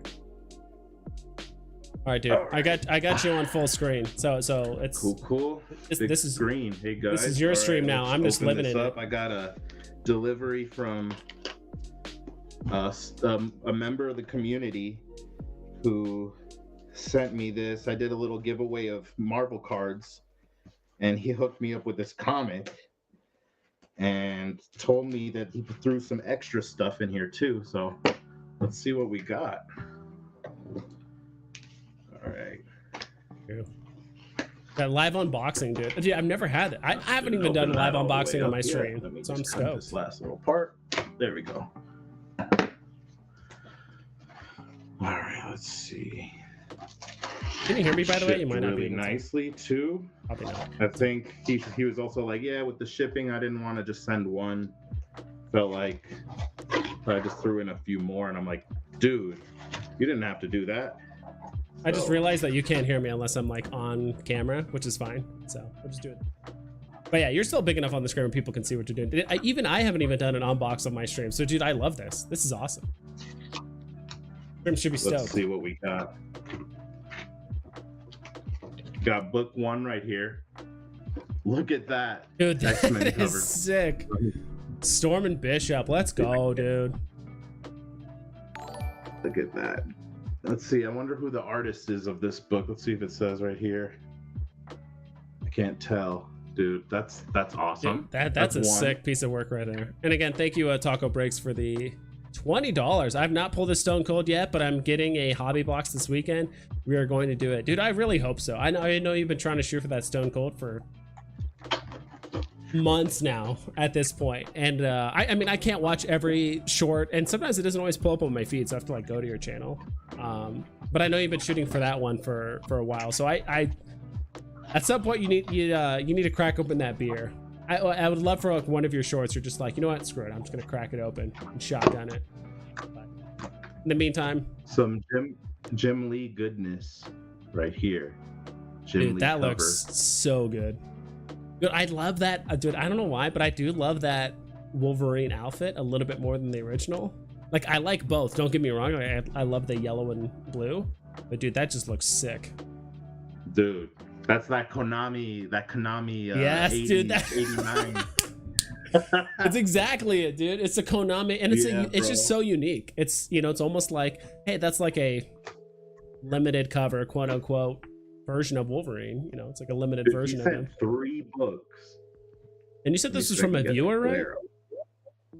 Yeah, this was just someone on Twitter that I did a Spaces giveaway, and then I mentioned on one of their posts because they press, and this is from Squad on Twitter. He has the red O on front of his name, so okay. Squad, thank you, bro. And he gave. I did a little giveaway, and then I posted a comment on one of his posts because he was pressing this book. And this book he had up of the Jim Lee cover, and I was like, dude, I don't have that one. That is awesome, man. Like, I love that. That's a really cool cover. He's like, dude, I'll send it to you. You just give me your address. I'm like, what?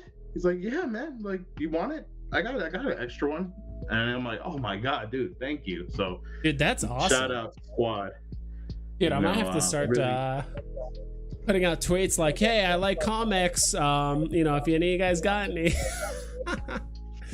But dude, I got have I shown you this comic? My brother actually got it for me for Christmas. Let me show you here. It's a graded 9.4. It's the first appearance of Batman Who Laughs. Teen Titans.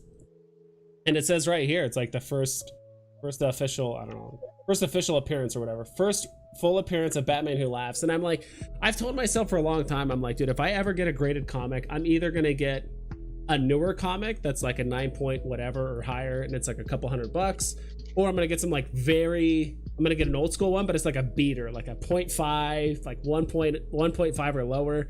I'm like, dude, I would love to get first appearance of Wolverine, but dude, that shit's like $7,000. Even for like a 1.5, that shit's like $7,000. I'm like, oh my god, like I cannot afford that. So I've been meaning to like hang it up here, dude. I would love to have like a little comic book collection like up on the wall.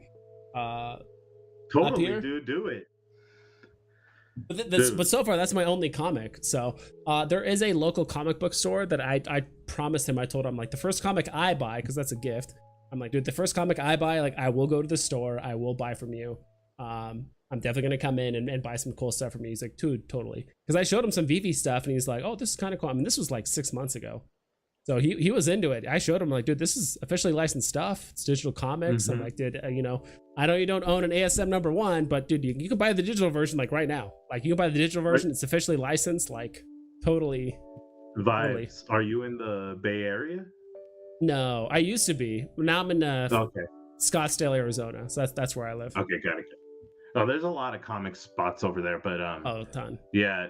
I was thinking for some reason I thought you were in the Bay Area, but yeah, you mentioned in the previous show. Yeah, you used to be out there. I was in the Bay Area about 4 years ago. Not anymore. So, dude, I can't wait to start seeing you post some comics up. Then I'm gonna know, man. Like you can say what you want about our boy Dino, but Dino, man, he's got a nice little collection going. He does. I've seen his display. I mean, the dude bought a comic before I did. The dude bought a comic before I did, so I gotta give him at least credit for that. He got the Star Wars one. It was funny because he even said he's like, I couldn't give less of a shit about comics, but like when that Star Wars comic drop happened, like a week later, he bought one on eBay like a week later, and he's like, I had to have a cover, like I had to have it. It changed him for sure. Sure. Let me just catch up with chat. So Mr. Singh says, I would love to see a signature use case where a comic book can be signed and that image of a signature is tied to that mint number. Dude, same here. I know David, you kind of talked about digital signatures and how that would work with independent artists, and I'm assuming too with like comic book covers and all that stuff. I know David D was kind of talking about like, oh, if you like get a picture of you with the artist signing your Veve cover, like something weird thing. And I think Alex G kind of mentioned he would love it to be more like Web3 focused, where it's like, hey, you basically send it over to the comic book artist, he can like digitally sign it, and then it performs like a digital signature on your collectible, and it shows. And honestly, that's another way for some of these artists to make some extra income. Like I would totally not be against like pay $10 to have them sign it, and they can make some extra income off of that and sign it. Obviously, if this is my thing.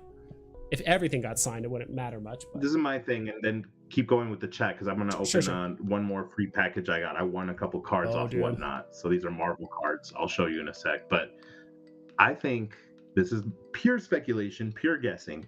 I think because we have exclusive artists for exclusive covers, Marvel can do different things with these rare covers and ultra rare covers. But I do think that when you have enough of those certain commons and uncommons that you want to burn, if you're able to burn them for an achievement down the line, I think that those achievements will be signed rares, signed ultra rare variants, signed by the artists. I like it, dude. So that is mine.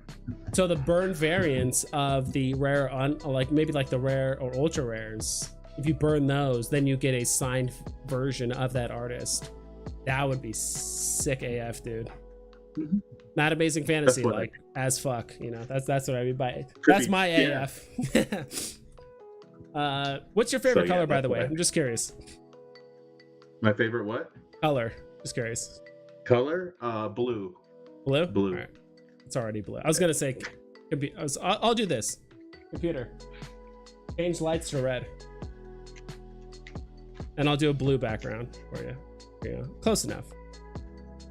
That's so cool, bro. That is cool. I can't wait to see how it looks with your like collectibles you put on your wall. How it like does effects on them, dude. Your lighting's so dope. I love it. Computer. So turn this lights is a down card to 20%. It's a free giveaway, but I got it. Let me see. It's a Hulk card. Hell yeah, dude. It does foil. I can see the Hulk. So that's cool. Definitely cool. Let me catch up with chat here really quick. I know you're unboxing, but Mr. Singh says that that 31,000 for one of one. Wow, that the only slab I have of that comic, I paid $65 for that slab. Yeah, dude, it's these one of one slabs or these one of one digital collectibles on Veve are crazy. And of course, it's a whales game. Like, I totally understand. But dude, it is just nuts. And it's definitely giving a lot of money, but also a lot of exposure for these independent artists. Again, Mr. Taco Breaks, I bow to you. I think that's another drink. I have to. That's $20, and that's got to be at least like 2 swigs. I've not pulled a stone cold yet. Yeah, we already read that message. Hope we get it. Thank you for the stream. Be back in a bit. No worries, all chat gaming. I assume most of my viewers just lurk, and that's totally what I do a lot of the time too. Like, I just watch and I just lurk. I'll never hold it against you guys if you guys just want to lurk, or if you guys are active or not, whatever. Roger Dodger says I pulled a 44 out of 100 Tom Brady today. Select. Let's go, dude. I'm really happy when I see other people like have success on other platforms. For me, like, to be honest, when I am like on other platforms, like, I don't know if you heard the whole like a kid called Beast like NFT project going on. Honestly, if I landed one, or if I bought one in the secondary shortly after the drop, I totally would have sold that shit right away. Get the ETH, probably liquidate it, get some OMI. Like, outside of like maybe 2 other projects, I'm just liquidating other stuff so I could get more OMI / Veve stuff. That's just me personally. Like, I'm just doubling down on Veve and OMI. The only projects I'm not like currently liquidating out of is just the DC, because I fully believe in the comics. I fully believe in like the back house stuff, like long term. So I'm kind of keeping that. And kind of this like weird, did you hear about the Warner Brothers, like Lord of the Rings one? Did you ever hear about that? I bought one of those for... I bought it. I'm still waiting. I'm like, what the shit is going on? Like, you guys announced, like, I'm still, like, they released it and they're like, oh yeah, by the way, at some point in the future, you'll have like access to these like 3 collectibles inside of this thingy or whatever. I'm like, cool. Like, it's been 3 months, no announcements, no nothing. So I'm like totally tempted to just sell the shit, eat like the $50 loss and be like, all right, I'm done with it, and just put that money back into Veve. But like, nothing's happened after the way they botched the Game of Thrones.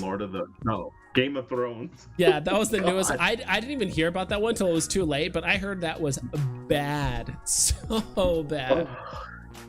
The hands look like claws. Like, they look like literal claws, like the hands. Nintendo like 64 graphics. Oof. It was really bad. Yeah, it was really awful. Okay, just a couple more things and we'll take a look at the rest of your cards. Send me to you now, Taco. Can't wait for you to pull the Stone Cold Steve Austin. Let's go, Roger Dodger. That's what it's all about. Expanding the community. You got lurkers, bro. They're lurking. Yeah, and then we got Taco Breaks, another sub. Let's go, dude. Go to the local comic store. I buy facsimiles of the really cool stuff like F.A. Robin or F.A. Deadpool. Also have ASM1. The facsimiles are a great way to get around the price tag of those big books. Exactly, dude. And no one's gonna, like, unless someone's like a comic snob, not even a snob, but just like big comic book, like, hey, I got the first appearance of this comic. Oh, that's so cool. I'm like, yeah, the shit was $2, but you know, you don't know the difference. Like, it's a cool comic. Mr. Singh also says, bro, vibes. We'll message you on Twitter. Happy to send you a couple books, dude. Thank you. I was just seriously joking. I was just like, oh, it'd be cool. I really appreciate it, Mr. Singh. So I'll definitely hit you up after the stream. Mr. Singh, hi, Hinano. Hinano, what's up, dude? And dude, thank you so much for the $10. I'm lurking. You just exposed yourself. You're no longer lurking at this point, sir. Another drink to you, sir. And then Marvelous Pax also just said he's sub too, as well. I assume to Taco Breaks. I appreciate that, dude. Let's take a look at those cards, dude. Dude, I really like the look of that Hulk one. Oh yeah, this was let's see, a 2007 masterpieces. Let me take it out of the card saver so you can see it more. Oh, it looks like he threw in a free card too. Awesome. Let's see. Oh, so he threw in this free card of Falcon. So I like Falcon, the new Captain America. Mm-hmm. And then got this dope insert of Hulk. And these are from 2007 masterpieces. You can see it kind of rainbows right there. Definitely a cool card. And so I'm pretty new to like card collecting, or that, like, so 2007, so that means that was when it was released, right? Yeah, 2007 was the release of that set of masterpieces. The first masterpieces set debuted in 1992, and then they did one in 93, 94, 95, and 96. And then after that, in the 90s, Marvel went bankrupt. and they didn't come Yeah. back to doing Marvel sets until who picked up the licenses. It was Upper Deck and Rittenhouse picked up the license, and Topps did for like a year or so, and they did cards. Probably the next masterpiece set came, and it was this one, the 2007. So it took basically almost 10 more years for them to do another set, and then after that they didn't do another masterpieces set until 2016, 2018, and 20.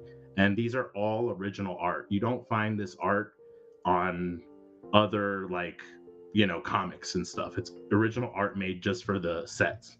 So they're by original artists. And right here, this is an example of a Mystique, Golden X's.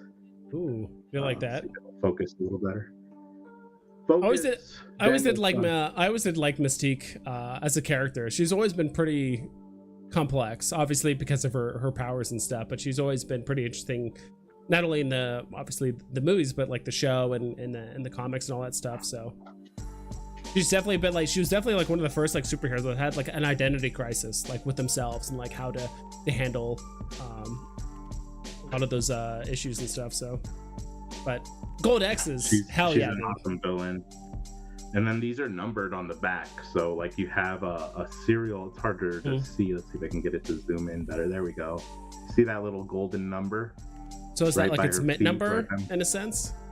Yeah, it's serial number. So there's only 99 of these parallels that have golden X's on that's them. The Phoenix. So I like it. Then there we go. That's the Phoenix. And this is also original artwork by, it says right here on the back of the card, Christopher M. It doesn't have his last name on here, but this is a set called 2018 Fleer Ultra X-Men. And Fleer Ultra was another set in the 90s. You might have remembered those 90s cards. The 94 had the similar, like, the border style. Yeah, so that looked really familiar. Yeah, that style is from the 90s. I'll show you a 90s version. Yeah, so what was the X-Men cards that had, like, the stats on the back? Remember it had, like, mental and like physical prowess and like all that stuff? Is that the one you're about to show me, or is it different? Those are from the 90s Impel set. So 1990 Marvel Universe, and 91, 92, 93 up to 94 they did sets that had stats on the back. These are more of the kind of glossier original art sets, the Fleer ones. This is Richter, not that big of a character. Here's Magneto in a acetate kind of card, looking like the I remember seeing some of those cards too, where it's like, it's very I don't even know how you would describe it, but like it's very clear. Cable, Peter Scanlon, Cable, really cool. Let me see if I can show sick cards, dude. Do you want to do a quick mention for Taco Breaks? I'm doing a Rip Hobby from Box Prism WWE next week. Can I do it live on stream? Yeah, if I'm on stream, dude. Like I literally hit up Marvelous Packs like 20 minutes before the stream. So like I told him my streams are kind of like impromptu. Like sometimes I'm like, all right, I have enough energy or I have enough time today to like just put on the live stream. So it depends. But dude, if you're ready to do it and I'm online, I'm totally down. It's kind of blurry, but there's like, this is a meter, a power grid. Yeah. Right there. So they have them on even modern sets. They'll still do it for nostalgia.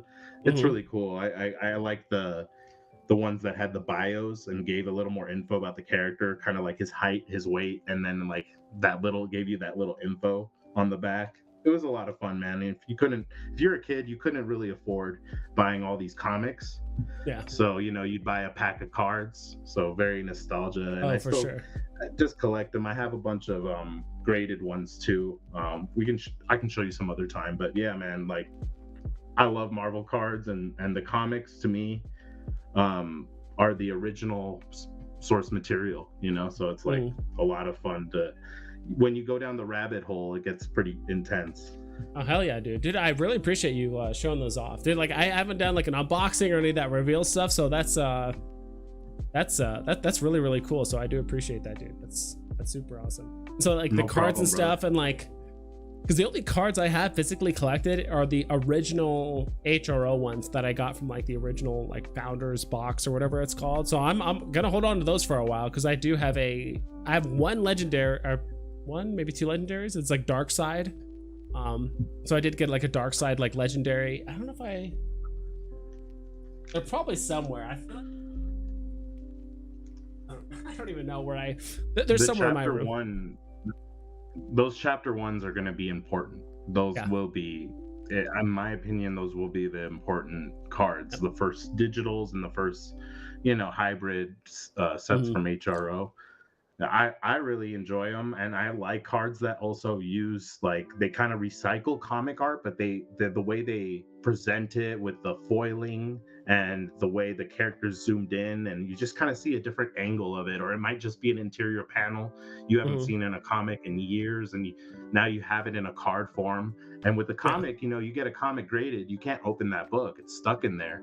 But with the cards, you can flip the slab, you can see all aspects, you know what I mean? You can really enjoy the art in its totality. And with the cards, I think those DC ones, even, they did a great job of choosing some awesome comic art and awesome artists, vintage and modern. So very, very bullish on HRO, because HRO is kind of a gateway.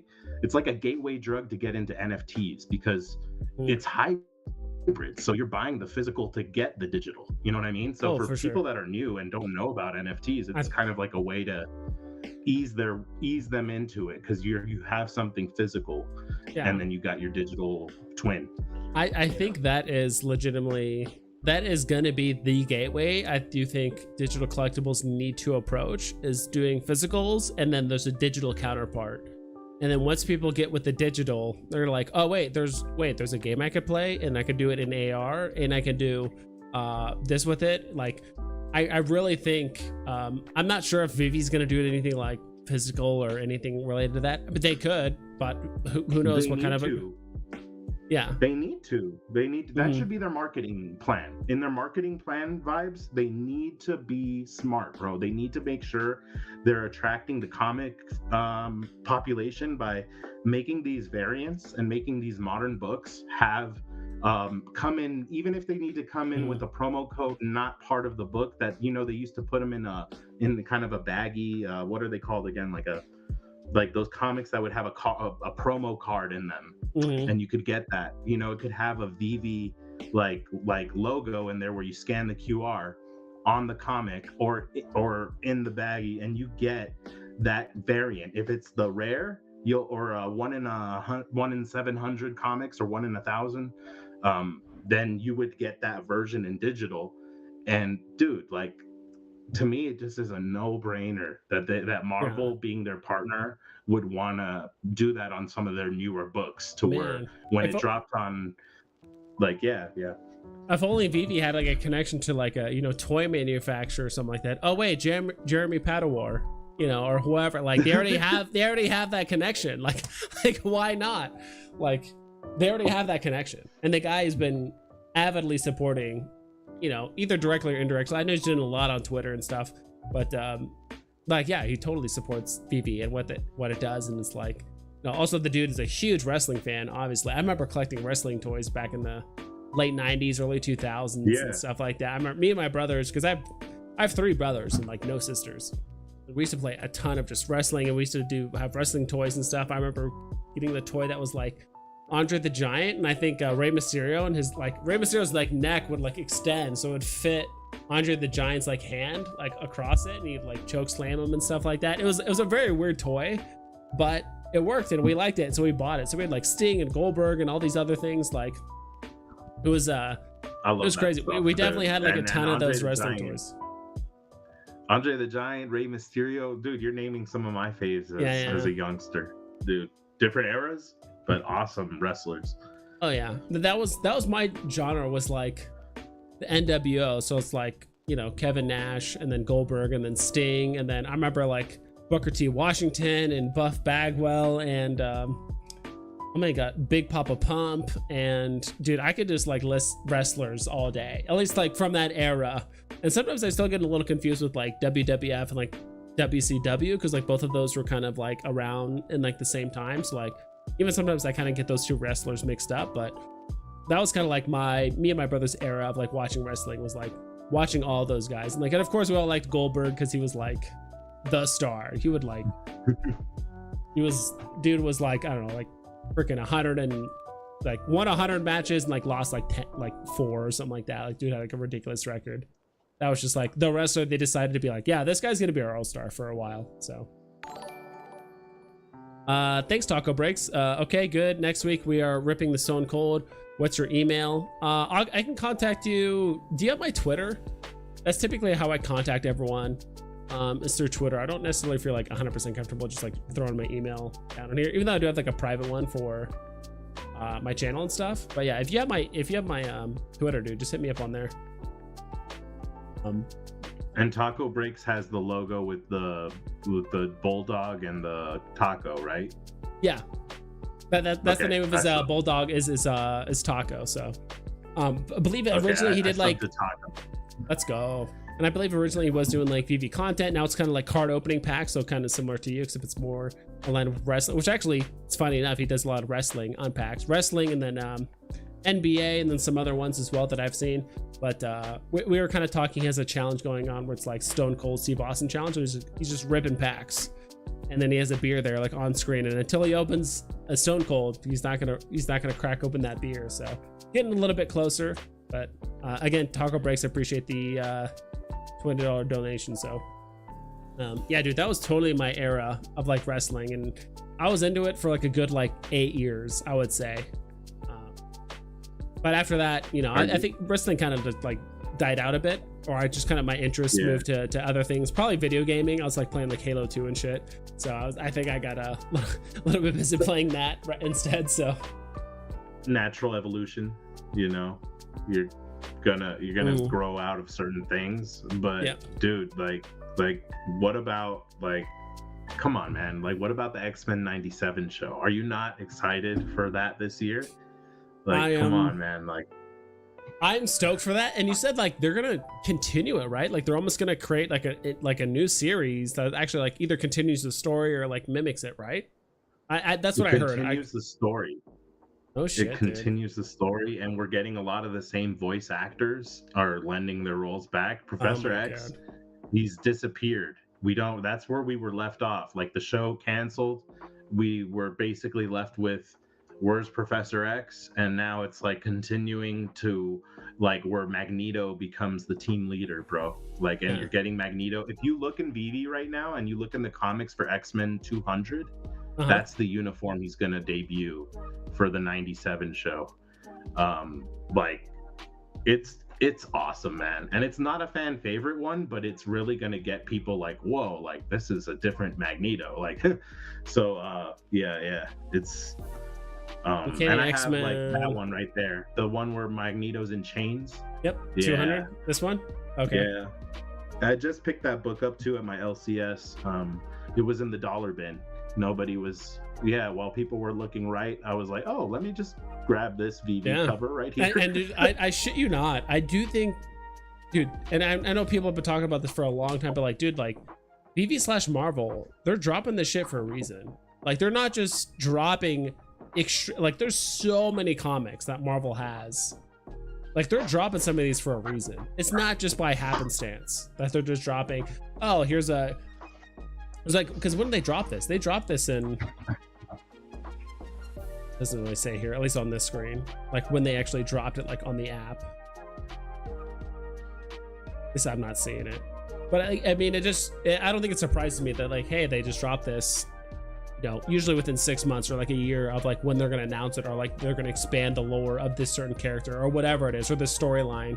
Like it's pretty crazy how that tends to happen on Veve. And I do think Marvel in a way is kind of like, all right, how much of a testing ground can we like release like lore or certain characters or this or that? And I know Sleeping Comics has talked about it, even My Collectibles has talked about like there could be a point where like Marvel is like, hey, we have a comic, we have a new character, we're not sure if it's going to do well, but let's release it on Veve first, just to see how well the community or like the public receives it, and that way we can gauge, because like it costs Marvel a lot of money to like do print runs of all these comics, send them out to comic book stores, and then, you know, once they get sold to comic book stores, like Marvel doesn't see that money again. Like, I mean, if that comic gets sold again 30 years later for 50 grand, like Marvel sees none of that money.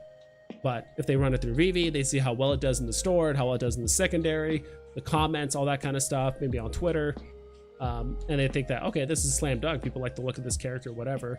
Okay, let's do a print run of it. Now we're the first people to be like, all right, this is a good comic. We're gonna buy it. We're gonna go to the stores first and buy them, right? Yeah. So like we're gonna have a heads up of like, you know, maybe there's some crazy new villain or character, like, you know, someday I'll actually read the comics that I buy. But like if a brand new comic that comes out from Marvel and we're like, dude, this is a sick story and this is like a pretty cool villain for X-Men. It's a whole new villain. It's not Magneto all over and over again, or it's not, you know, this character. It's like a genuinely new and unique X-Men villain. You know, I might buy this. And then all of a sudden it's in stores 6 months later. We're going to be some of the first people to buy those up, right? So I think it's exciting. Dude, what do you think about that?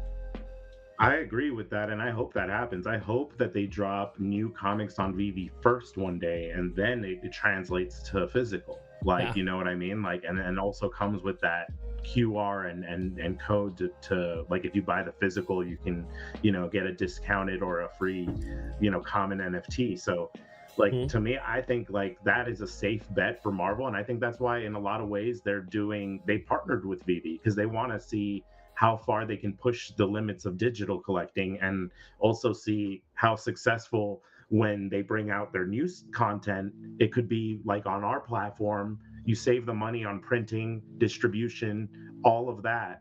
And that's what's kind of happened with trading cards. There's going to be, with Fanatics taking over Topps, Panini losing the licenses to like a lot of the big sports.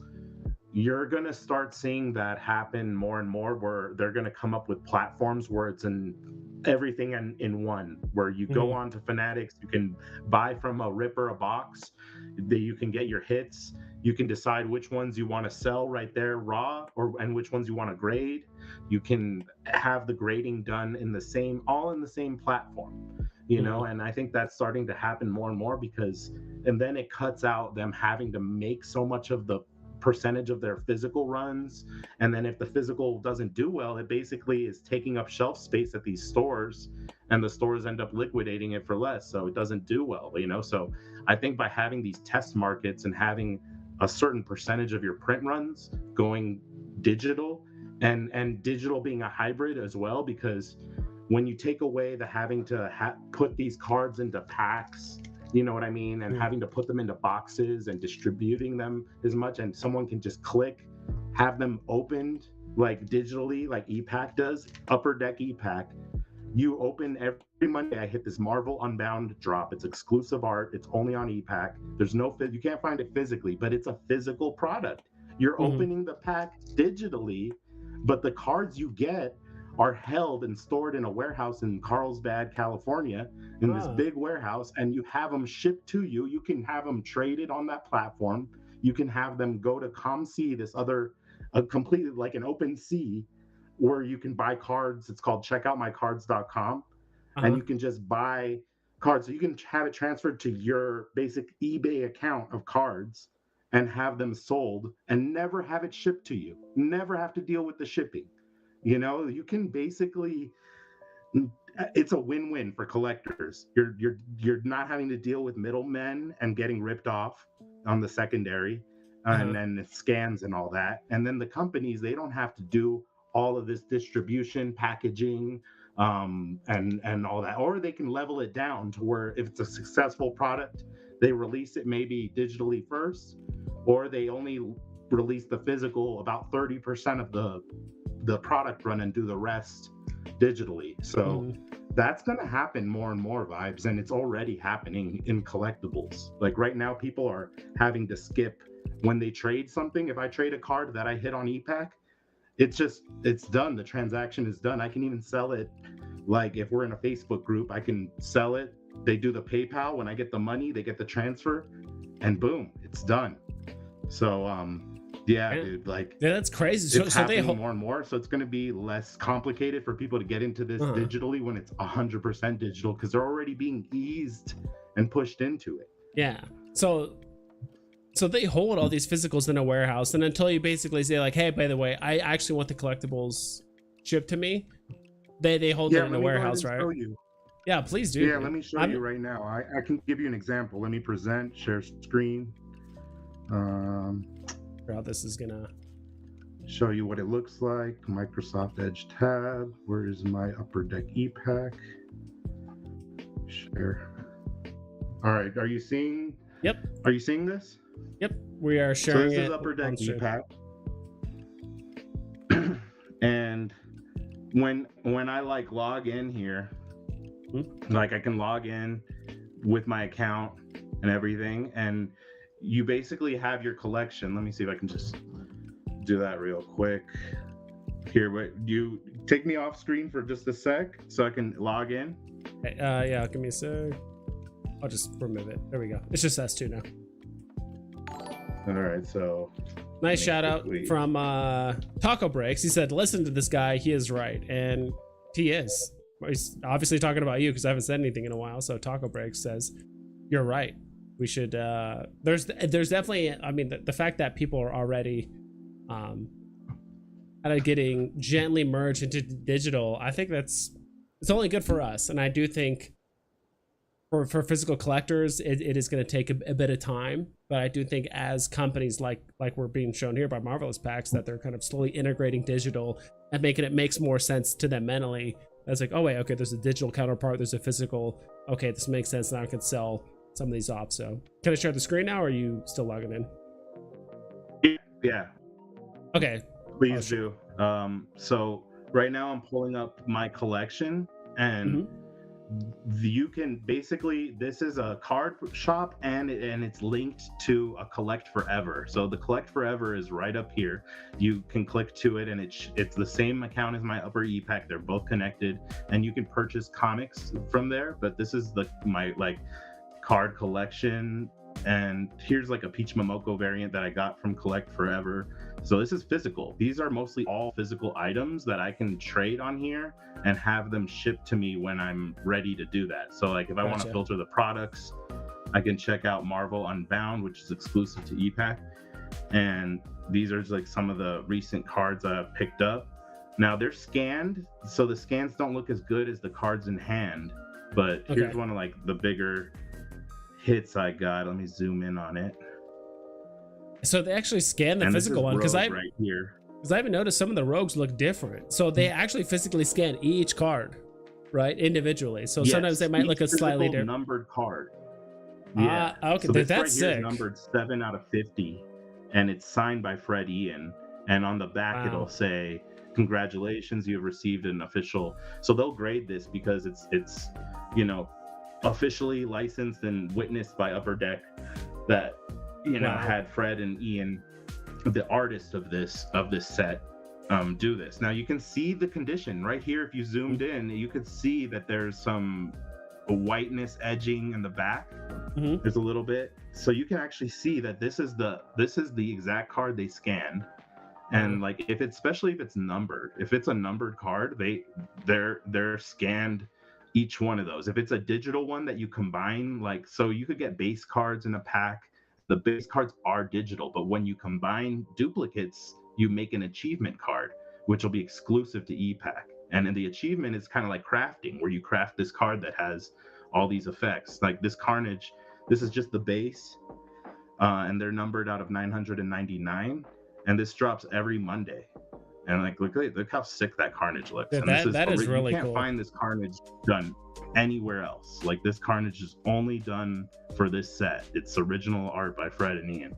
So like these are the kind of things that I love. And then they did a first set back in 2021. Let me see if I can pull it up. I showed it to Kay Collects when I was on her channel. I was showing her some of my collection, and one of the really cool achievements that I did by collecting the full set was getting the signed print. So these are the cards from the original set: Black Widow, got Elektra, Moon Knight, some notable Nova, Spider-Man, of course, Storm, all original art, Venom, Jane Foster is Thor. Wolverine, of course, in the brown suit. Gotta love that Wolvie. Gotta get that Whizzer. I saw a Whizzer on there. Oh, you saw Whizzer? Yeah. I'm like, I just saw the name and I'm like, who is that? But that's a hilarious name, Whizzer. So I had to collect every character in the set. I had most of it sent home already, but I had to get I had to go for it every week. And some of these characters are so big, they sell out. Like the drop sells out in like 5 minutes. Yeah. And it goes quick.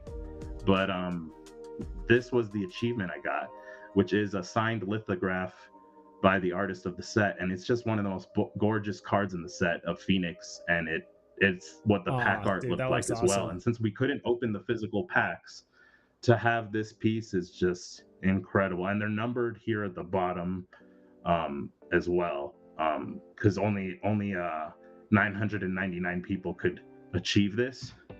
So yeah. What number is that one that you have there? Let me see if I can zoom in. You could just read it too. I mean, I can't. But here on the back, it comes with like the Phoenix print that it's official, signed, and everything. And limited to $9.99. Official print. Yeah, dude. This all looks awesome. I might have to have you send me the link to the site on like Twitter or whatever, because like this seems pretty cool. Yeah, bro, I will for sure. And this is cool. And this is how I did my giveaways, bro. I did a bunch of giveaways and I gave people cards, and I basically all they had to do was create an ePack account, and I transferred it right over to them for their free, because every day you get a free digital card you can open, a free pack. Mm-hmm. And I told them, just open a free pack.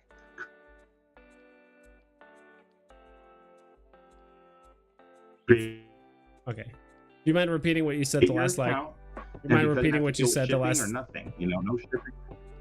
You mind repeating what you said the last 10 seconds? Sorry. You kind of like glitched out. Maybe it's just my internet. I have like a lot of stuff going on, so it's probably on my end. So yeah, like I basically asked them to create a free account and go for the free digital card pack that you get daily, and then I asked them for their account name, and then I transferred them a card. I didn't have to deal with shipping or anything. So it's really cool. So dude, that's here, they have so the Disney smart. Variants here. Makes sense. It's fun for giveaways. So you can buy these comics here. These are all the modern books that come out. You can get them from here and hit variants like pack of cards. You have the chance of hitting a variant. It's like one in like, say I want to get this Catwoman, which is beautiful, by David Nakayama. Let me see if I can view it. Without buying it. There we go.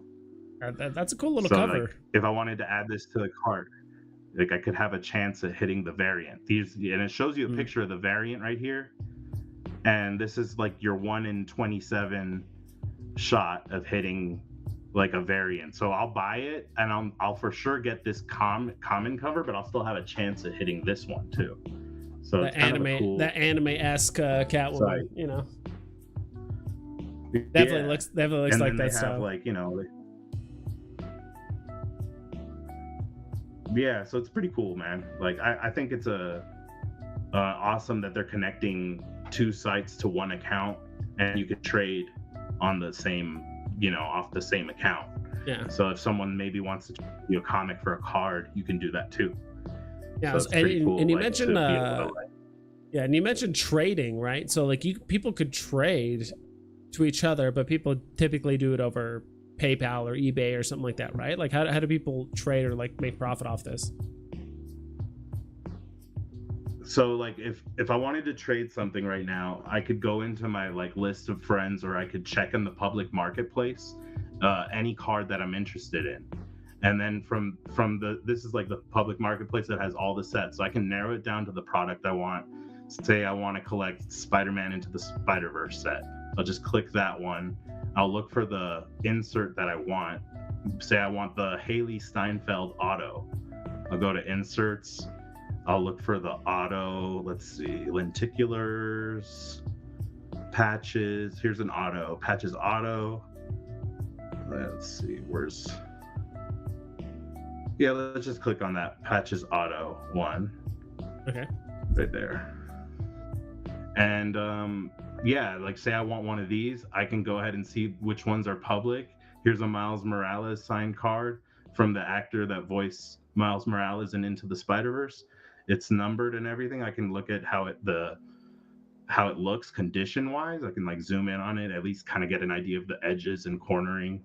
Um, Sorry, my Yeah, thing is so slow today. that's fine. But it blows my mind that like they literally take a screenshot or they like photocopy all this stuff so you can actually see the actual condition of each individual card. It's not just like here's a generic picture of the card in like the best condition, quote unquote, and like here's a mint number. It's like, no, this is how this card Yeah, actually they looks. would only do that. Yeah, they only do that for like the digital ones where they'll scan it once and that's it. But like for any numbered real physical card, Mhm. that's the treatment it's gonna get. So yeah, you can double check. You can see like, oh, okay, looks pretty good. You can see it's in a top loader. You can see it's in the penny sleeve already. That's ready to Mhm. go. And then you just add it, and then it starts a trade going, and then you can put what you would want to give for this card, add items, and you can just do the trade there. And if you wanted to make it where like, oh, I don't have anything to trade, I'm new, and you wanted to buy it off someone, there's like all these Facebook groups and epack groups you can join, sort of like how we would do with Veve, where we would buy gems off market. You can sell cards off market, and you just kind of like, what's good about it is you're doing it public, so if someone scams you, they get blocked and banned, so they won't get any more business, Yeah. like kind of the checks and balances kind of thing.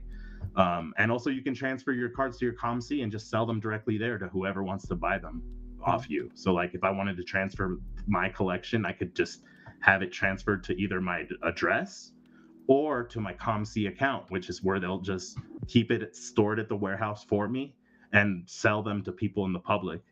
I just have to do all the market stuff of details of postings and all that stuff. That's awesome, dude. Just to catch up with chat really But yeah, quick. man, thought I would share. Yeah, Executive Speak says what's up, and then Pixel Trader says, "Ayo, good chat."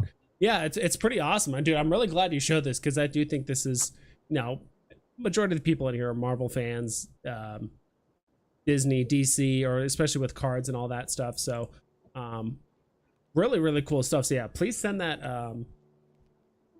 info over to me, for that website, so I can check it out because I really like the Yeah, fact that like they do a photocopy of like all the cards that are physical, so you can see like the exact condition, and the fact that like you could just keep the physical stored in a warehouse until you're like ready to receive the physical, and then ship it over. Because if you wanted to, you could just always keep it in the warehouse, just keep trading stuff.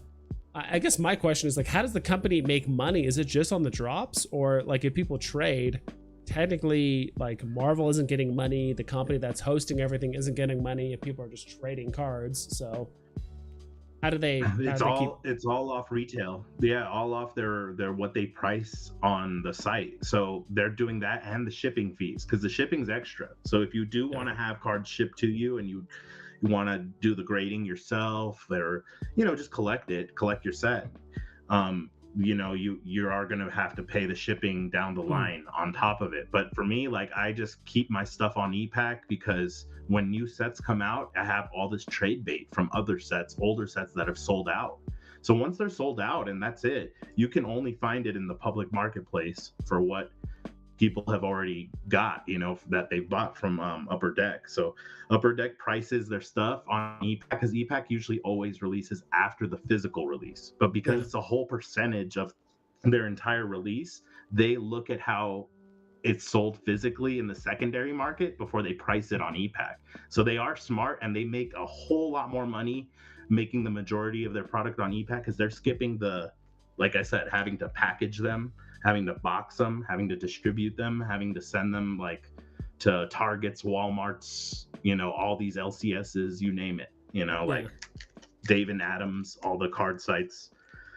So they're actually probably making most of all their money because of epack, because it cuts out that middleman, and Hmm. instead now they're having us come to them and pay the taxes and the shipping on top of their prices that they set Yeah. and sometimes the market will dictate it won't sell. Like some of these products will be in the store for years before they sell out because they're either priced too high or there's just not that interest in the IP. But Yeah, dude, that's crazy to think about, because I mean they're probably making tons of money. I mean they're just making money on the drops. I mean they're essentially just getting paid just to hold it, right? Like in the warehouse, and they don't really it's not costing you guys any extra until you ship it. So they're just like, cool. I mean it could digitally transfer between people 15 times, but it's not costing them anything, because until they want it shipped out, then that's where they're like, all right, who wants it shipped to their address? Okay, Marvelous Pack's cool, I'm gonna ship it out to his address.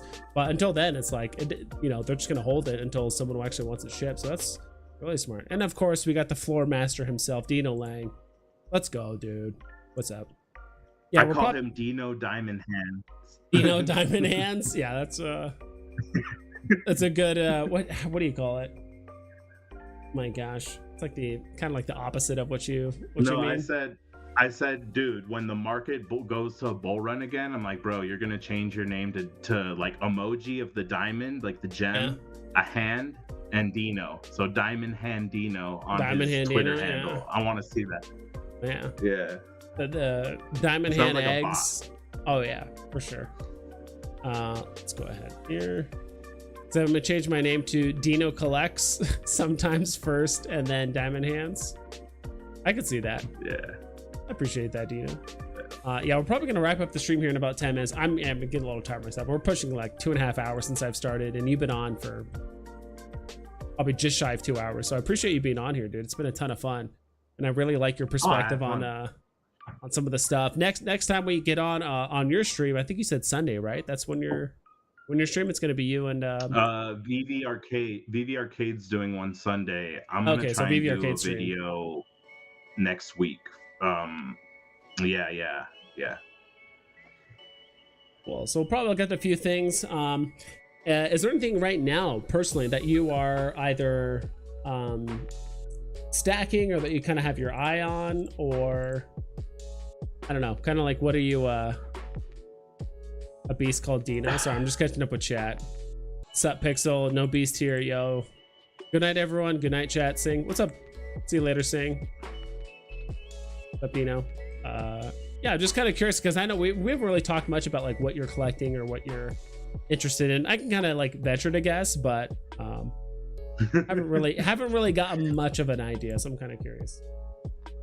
Yeah, I like for me, I like all the X-Men books, but for me, hands down, have been waiting patiently for Hulk 181, X-Men 12, X-Men 1, Giant Size X-Men.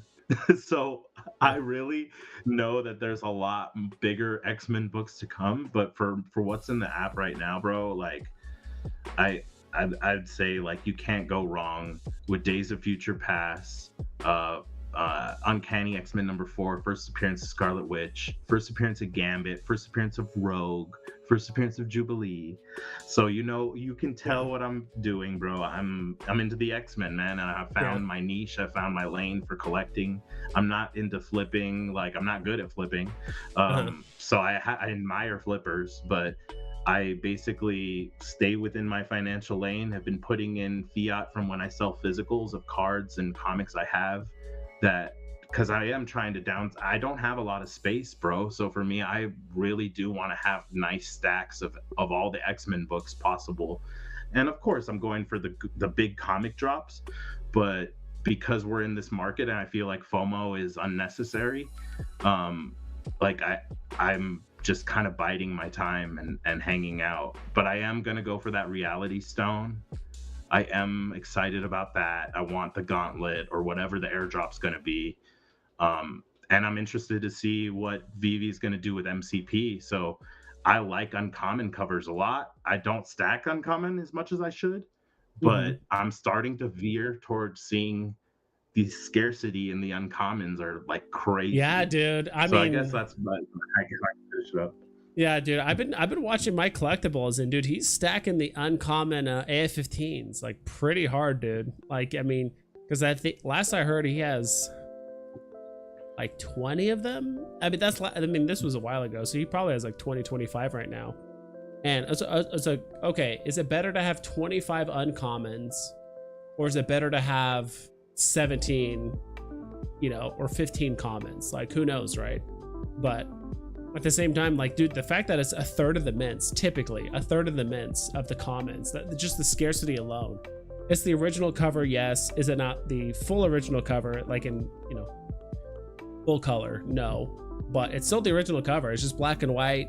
Usually the main character and sometimes the title's like accented, so you can see it a bit easier.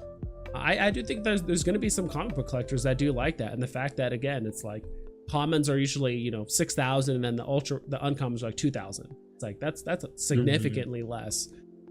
I don't get me wrong, I do think the majority of people will want the common cover, but that's also more expensive, so some people might settle for the uncommon, and you can get like a big profit right there. It's still the same thing, it still looks the same, it's just slightly different. So yeah, I'm just kind of looking through here, through some of these comics. I kind of want to snag one right now. I don't know, like I typically don't like buy a comic or whatever like live on stream, but I do want to buy an X-Men one. I'm sure there's one that I haven't bought yet. Are you into like the Amazing Spider-Man comics that much, or are you kind of like, I know people like this, all right, I'll buy a couple here and there and I'll play the drops, but I'm not like stacking 10 of them or anything crazy? I would veer toward ASM as my backup like run that I want to complete, but I'm not gonna like worry about stacking it just because I know it's gonna be hard to do at a certain point. And also because like I just want to like when I do have my comic shop, I guess in the Veve verse, if that goes down, I would want it to be my to name it an X-Men after the X-Men. You know what I mean? I don't know what I'm gonna name it, but it would be more of an X-Men. Like you would come to my shop because I have a ton of X-Men. But ASM, dude, those uncommons being like near 10 or 11 gems are so enticing right now because it's like, dude, how are you gonna floor it for less than retail basically? Because after the fees, you're not getting much back out of that. And it's like, dude, those books are so valuable to the history of Marvel. Like those Silver Age ASM 1 through 100 even, or even 200.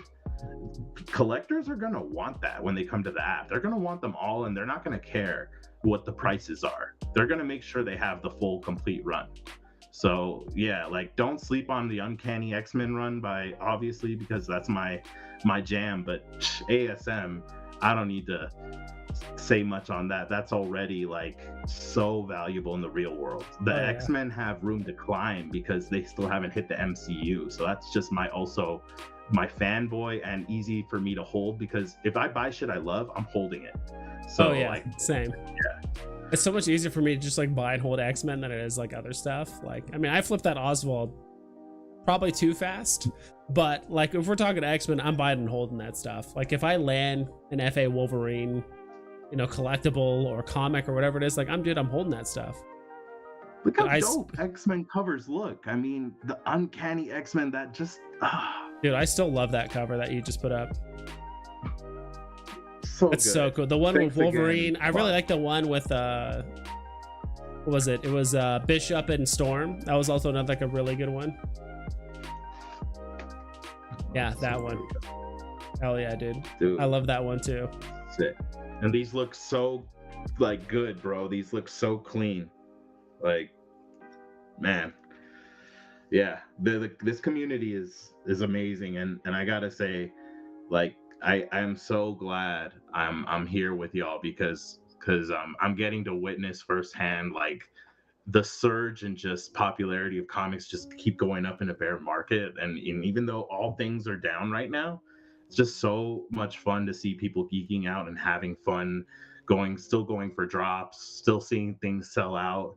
Bro, where else are you still like putting in 7 to 10 gems and you're still able to make like sometimes 3, 4, 5x, like that doesn't happen in any other market, so it's a lot of fun to see what's going on, and people can be negative and can be positive, but it's beautiful to see the balance that goes on in this community, because you can tell Veve cares because they really listen to us. Oh, for sure. So I appreciate you coming on, dude. I'm really excited for more X-Men stuff. I'm definitely going to be buying more X-Men comics, because it's like, I mean, there's a huge fan base for X-Men. Of course, there's a big one for Avengers and all that other stuff too. Like, people like these superhero groups and stuff, but it's like, dude, X-Men it's huge, and I love the characters. I love the groups, the struggles, the stories, the everything that's involved with X-Men. It makes it so much easier to collect and purchase and just understand it. Like, makes it so much easier to collect something when you fully understand and grasp the characters and the plot and like the popularity of it and all that stuff. Like, there's so many times where it's like, hey, I still like, I bought my Steamboat Willie, like I literally got it on Drop the UR. I'm still holding it, and it's like, I could have sold it, but like, I still don't fully understand or grasp like the significance of Steamboat Willie or the popularity and all that stuff. And it's like, there's honestly like at least 10 or 15 times where I'm like, dude, I need to sell this. I should sell it. I need to flip it. I need to flip it. But I never thought that once. Literally never thought that once with any of my X-Men stuff. Like, never once that I'm like, all right, I need to flip it now. Like, I need to sell it. Like, it's like, no, I'm buying it now. I know it's a good deal. Like, I don't need to sell it right now, just because I know it's going to be worth more in the future. And plus, I just like looking at some of these comics. Like, I like these characters. I love the covers and what this is where it all started. Like, this character, this comic, this is literally where it all started. And if it wasn't for this comic, they wouldn't be in the cartoon, or they wouldn't be anywhere else right now. So that's been kind of my take with this, and I've really enjoyed collecting these comics. Let's see, It's so much fun. Trying to find another comic to buy right now. Maybe I'll do this one. Just buy another Jubilee. Just add to my collection. You the man, bro. Check mints. Check mints. Look at that. There's a 4 mint right there. There's a 4-digit, $2. I'll take it. Yummy. I'll take it. Spent $2. It's only fair because I made due to taco breaks, as well as some other people in chat. I think I made enough to yeah. For real, you made some money, bro. You got to buy some comics now. Oh, for sure. And I do have that little fund I have at the top of my stream. That's like, it's like the Veve logo fund, where I'm just like, I just put it for like 8 months out, and I'm like, at some point, if I get $3,600, okay, I'll buy the Veve logo. But that Cap America annual, that's so iconic, that cover. Dude, for real. I actually showed this. So when I showed this to the comic book guy, like 6 months ago, I showed him this comic, and I was scrolling through. I'm like, hey, FA this, FA that, blah, blah. He's like, oh, yeah, that's cool. He's like, wait. He's like, go back. I'm like, I did. He's like, that is one of my favorite covers of all time. Yes. Is this one. He's like, that is one of my favorite ones. And I'm like, really? I'm like, I know, like, I know a couple guys that like it. He's like, any comic book collector that knows Marvel or like really enjoys it, is like, this is one of their favorite covers. That's one. All right. I still am looking for in physical. Like, I still want that book in physical, and I need to buy the ultra rare too, because the ultra rare just looks so dope too. Like, I know it's not that different from the common. It's like an homage to it. So it's very similar.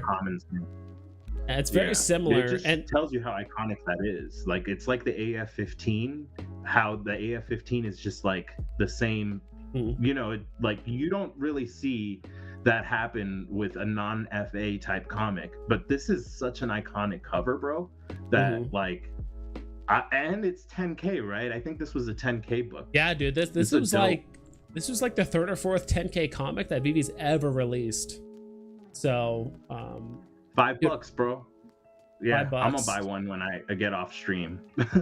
Yeah, dude, this is I'm pretty sure the price has climbed. I could have swore this thing was going for maybe like $350 at one point. Common. So I bought a couple at $395 and $420. I bought a couple. Nice. I won't lie. And then this is one of the few comics where actually the uncommon is higher than the common. So that just goes to show. I do feel like the popularity of this. The black and white, I'm not a huge fan of, just because it's so much detail. You can't even see what's going on a little bit with like the rare, because everything is black and white, and there's so much cool detail with the ultra rare. But like the ultra rare definitely makes it pop. That's the original art, bro. That's how the original art, if you bought the original art ever from this artist, that's how it would look, bro. It wouldn't have been the color. Not the color person. Yeah, the color person would be sometimes a different artist completely. So you I, man, that kind of original art. I can only imagine what that would go for, bro. That would be like Yeah. 6 figures minimum. Oh shit. Of this comic cover? Yeah. Wow, dude. To get the original off the artist would make for sure off Heritage 6 figures min.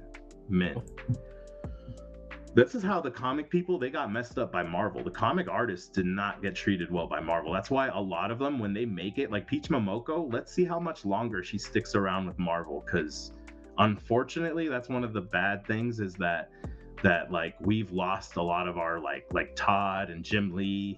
They moved on because Marvel, man, they were making their money off having to sell original art, because Marvel was not paying them well, man. They don't pay their artists well at all, you know. So dude, if you watch I know Todd had an interview a while back. I mean, I'm talking like a month ago.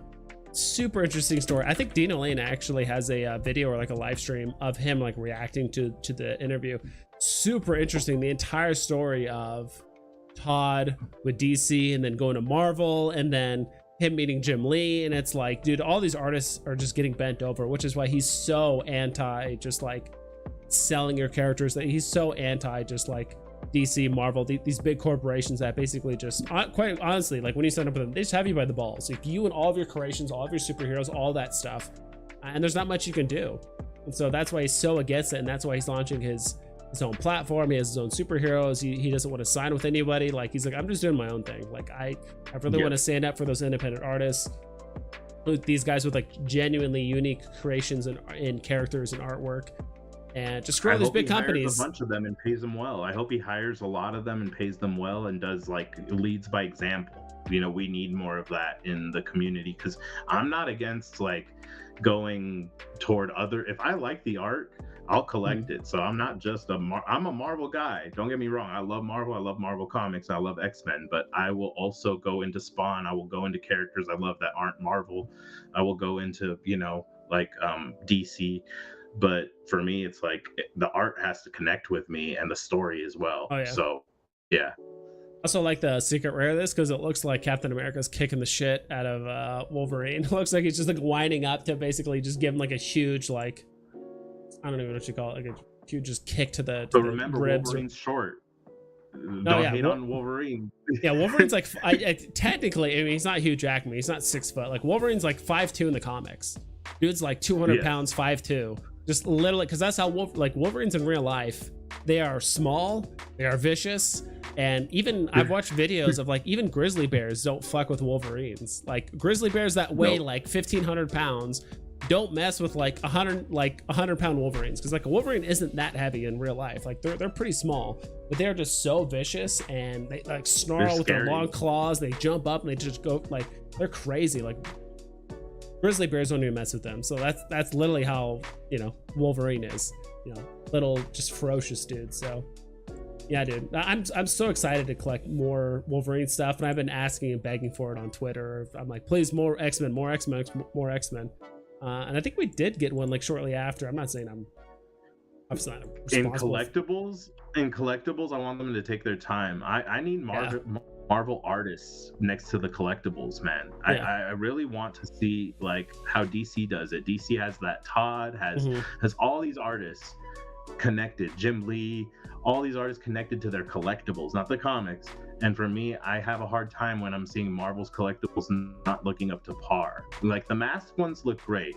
Black Panther looks great. Moon Knight looks great. Spider-Man, great. Miles, obviously a GOAT. But the women, man, I am scared that if they do my Rogue dirty, they do my Mystique bad. Yeah. If they do, you know, like if they do my characters like Storm, they already. Yeah, dude, a lot of the female characters are really bad right now, unfortunately, and they need to really change that. Sue Storm, Marvel, though. Storm, yeah, and I think that's because like a lot of the DC. I think that's because a lot of the DC characters, they already have statues up in real life. And I do think they have a lot of the digital assets, and it's just a plug and play. I think literally DC is like, here's the statue we want you guys to release. Here's the digital assets. Here's the layout. You guys can maybe tweak a few things to make it, you know, work with your system or whatever the hell they need to do. I don't know. I'm not a artist or a software engineer or any of that stuff. But I assume it's just a plug and play, which is why it looks so good on the app. Like all the DC stuff looks so good on the app, but the second you look at the Marvel stuff, it is so hit and miss. Miles Morales looks amazing, but Sue Storm, a lot of the female characters, even Thor, look like there's a lot of them that's like they could look so much better.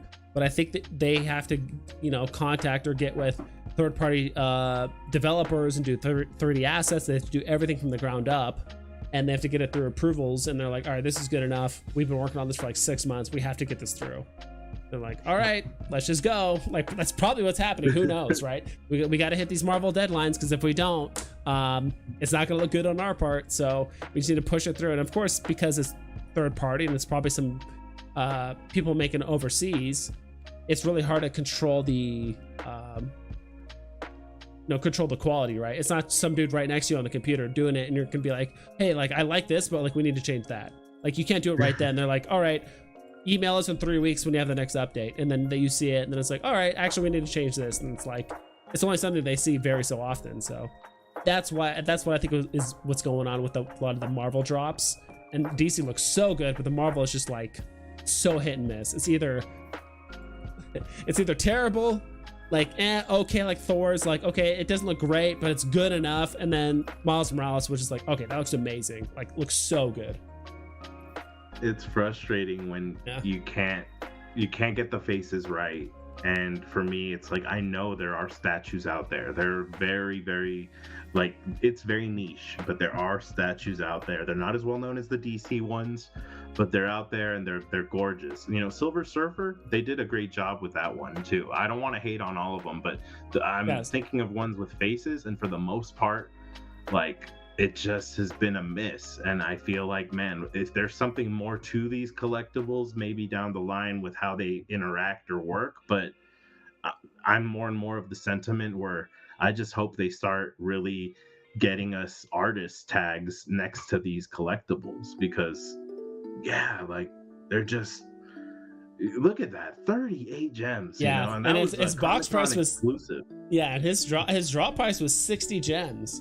And I remember hearing, I don't think he's similar to like Gambit in a way where there's a cult following for this certain character.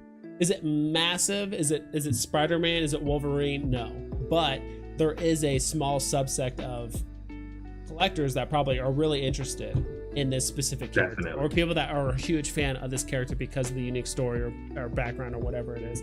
And he does have a super unique story. He's like the Herald of Galactus and all that other stuff. I'm not sure what he kind of did before then, or if he was like human. Do you know that stuff about Silver Surfer? He's from Zen-La. Yeah, he's from a planet called Zen-La, and he was human until he basically sacrificed himself to Galactus. Galactus made him his herald in order to save his own planet, because his true love lived on that planet. I forgot her name. It's a pretty name, very cosmic. But definitely on Disney Plus you could watch the OG animated show of Silver Surfer. Sometimes I pop it on between X-Men episodes, and it's fun, man. It's fun to relive some of that nostalgia when I was a kid reading the books and watching the shows. He was a human, and of course ended up being the herald and deciding, like, he's very, very much the good side of Galactus, because Galactus needed to consume planets, and basically Surfer was essential in choosing ones that were already consumed by Celestials. So he mainly steered Galactus toward planets, and if you watch the Eternals, it alludes to it a bit, but he basically steered him toward planets that were already, populations were wiped out or were uninhabitable, to try and get him to consume those instead of planets with life. So Surfer was definitely always looking out for us, out there. For sure. I'm trying to find the steward of the cosmos. Oh, for sure. So I'm trying to find. Do you remember? Apparently, there's a comic where technically Aunt May becomes the Herald of Galactus. It was kind of like a meme comic. Have you ever heard about that one? Is it like the what if? One of those what ifs? Maybe. I think it's a what if, but like I think it's a what if where it's like literally like Aunt May becomes the Herald of Galactus, and she feeds like Galactus like a bunch of cheese puffs. It's something, or Twinkies. It's like so off the wall. and it was like, I think it was made in like the 70s or like something like that. It's so off the wall, but it's actually kind of funny. I think Comics Explained. Yeah, I think Comics Explained covered that that comic in like one of his videos, and it was just like hilarious as he was just going through it. I'm trying to find the Silver Surfer comic on here. It's Silver Surfer Black, right? I think that's what it's called. Yeah, yeah. I do like the cover. That is some of the most unique cover art that I really enjoy on this app, and I do want to kind of buy a couple of those because I'm not a huge fan of the common cover. I do have one, but dude, like that uncommon, that rare, that ultra rare, like dude, those all look so good. Like those three in the middle, and it's also the first appearance of Null, right? I think. Yeah. Yeah. So that's another. I mean, that could be. No. No, it's not the FA Null. The Venom. What is it? Venom. It's a Venom book we have that is the FA Null, but this one's like. This one's definitely a key Null book, though. That's for sure. Yeah. And so, yeah, I mean, I love the artwork in the middle three, like the common, the rare, and the ultra rare. I love the fact that it shows like the Fantastic Four, like reflection off like the surfboard. That's sick. Yeah, it shows like the reflection, and then just the coloring is ridiculous. This blue and purple. It's also the colors I have like typically with like my live stream and like my logo and all this stuff. So I'm like, all right, I really want to collect this. This just looks sick. So I might have to like revisit this just because it does look so good. You know, is it the most collectible thing with 30,000 mints and it doesn't have an FA and blah blah? Like, who cares? Like, occasionally I do want to buy these covers just because they look awesome. But I will admit, like the majority of my gems and stuff do go to preferably significant FAs or at least like X-Men stuff. So cool, dude. I'm just gonna catch up with chat and then I'll let you go because I know we've been going for a while now, and I'm probably gonna wrap up the stream here shortly. I need a Darkhawk. Yeah. Dina Lang says I need a Darkhawk so I can send my kids through college. MPAX, you got yours? I guess that's an old meme. That Sleeping Comics is sad, or people said back in the day with Darkhawk. Hey, Sleepin' loves Silver Surfer too, so he's got some great taste. Don't hate on Sleepin'. Oh yeah.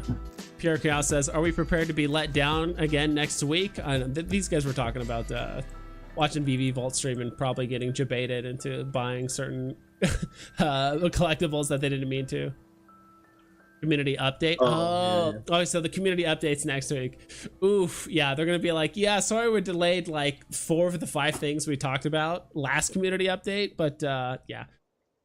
Personally, I said this at the very beginning, like I don't really care what they say about until we get OUP, MCP, and showroom, like all that, until it's like literally in the app. Like I'm not really reacting to it. I know. I mean, we've been thinking MCP's been around the corner for like a year, like north of a year, and it's like hasn't happened yet. So I do know when MCP hits and or comics and showroom, comics are going to pump a bit, but I'm not too worried for the most part. Always ready for that. Called being VV fam, just basically always being ready for disappointment. So awesome, dude. So thanks for stopping by. You said you have a stream coming up, right? Or no, it's on Sunday. No, that's I'm working on a Arcade. top 10 X-Men. I'm working on a top 10 X-Men comics that haven't hit VV yet. Let's go. So that'll be coming up next week. I'm also going to open some packs of HRO with some friends, Disney packs, collectibles. So I try to do some physical content every so often because shoot, I have a baby, so I've been busy as can be. Oof. So yeah, man, like spaces have been fun because I can listen while I'm doing chores and while I'm helping out around the house. So I've been in those a lot more lately. I'm MPAX on Twitter. If any of y'all want to shoot me a follow, on YouTube, I'm Marvelous Pax, and I'll have a couple of videos coming out. I'm gonna try and do more shorts with my 1-minute predictions for drops, comic drops that come out. So I'm gonna try and get more content going to really start getting more of a routine. And yeah, now that I'm having a little more time, I want to do more collab videos with people in the community. So Vibes, thank you for inviting me, bro, and setting this one off, dude. And I can't wait to do some more X-Men talk with you down the line, bro. You're always welcome on my channel, and you know, I had a blast, bro. Yeah, I appreciate you having me on, dude. I know it was it's, you know, it's been a bit slower, you know, these last like 6 months to a year on VV and all that stuff, but it's not stopping me from having fun, dude. It's not stopping me from chit-chatting with you guys, either content creators or people in the community, or just shooting the shit and talking about X-Men, right? So right there, that's the link for MPAX's Twitter, and that's his link to his YouTube page, so please follow and subscribe to both of those. And so you've been doing some YouTube shorts. How have been the YouTube shorts treating you? Those been pretty easy to set up, or you've been liking them? I like them. They're fun. They're quick and easy. And I want to try and do like some more where I just show quick mail calls and do like my quick comic VV predictions, because I feel like there's now so many drop videos and content out there that I want to still do them, but like probably just keep them to like a minute so people can get a quick little info, my little 2 cents on a book and what I'm planning on doing going for it and which cover I like. And then the shorts are kind of cool, so I like those, but I want to start doing lives like you are and start getting more of a feel for, you know, StreamYard. So I already presented with you and I feel like it's pretty easy to use, so man, I have some goals going forward. Yeah, StreamYard is super easy to use. You're not gonna have all this like customization stuff like I have on my stream, but it's, I mean, if you watch 99% of the content creators we watch on stream, like with VV related, like they're all using StreamYard. That's what even VV uses, is StreamYard, when they do their community updates and stuff. Like it's super easy to use. It's very straightforward. It's free up until like, I don't even know how many hours in a month or something like that. So as long as you're not doing like 8-hour streams, you know, every week or something like that, like you should be fine. You should be able to like do it for free most part. And streams are nice because you could just like, you don't have to plan a video ahead of time or like make a script or like try to figure everything out ahead of time. You're just like, all right, I'm just gonna put it on, and like my chat is just gonna give me the content, or someone brings up a topic, you know, whether it's football teams or ice cream or this collectible or that comic or whatever it is, and you just talk and you just run with it, right? Or you have a guest like this, and they can just provide free content the whole time. You just talk the whole time, you know, especially when it's X-Men related. So hell yeah, bro. Thank you. Hey, thanks for the info too, man. Like, and just keep going with your like lives, because some of your lives, whenever you pop on, I really enjoy it, man. So I want to shout you out, dude. Keep that going, because I like hanging out with you, with the chat with you, and just talking. Sometimes we veer, like you said, off comics, so it's a lot of fun. I dig it. All right, have a good night, dude. I'll catch you next time. Yeah, man. Take care. Have a good night. Peace, guys. Yep. Let's see here.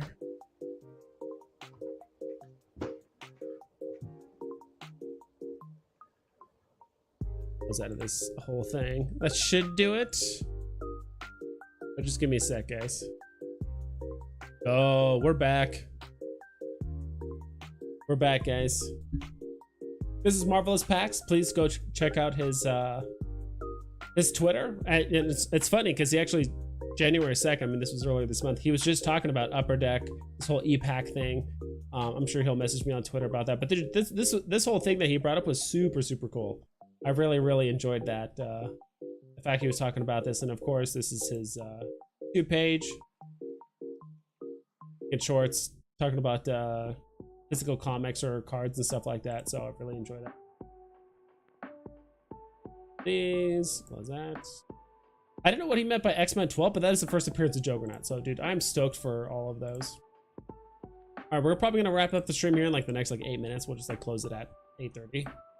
Not the big deal. So let's do this. What's your Twitter handle vibes? Let's see here. I think it's just VV_vibes, because I think someone took just straight up VV vibes like a long time ago, like even before I was even making content on YouTube. But yeah, my Twitter handle is just VV_vibes. So let's see. Type it out for you.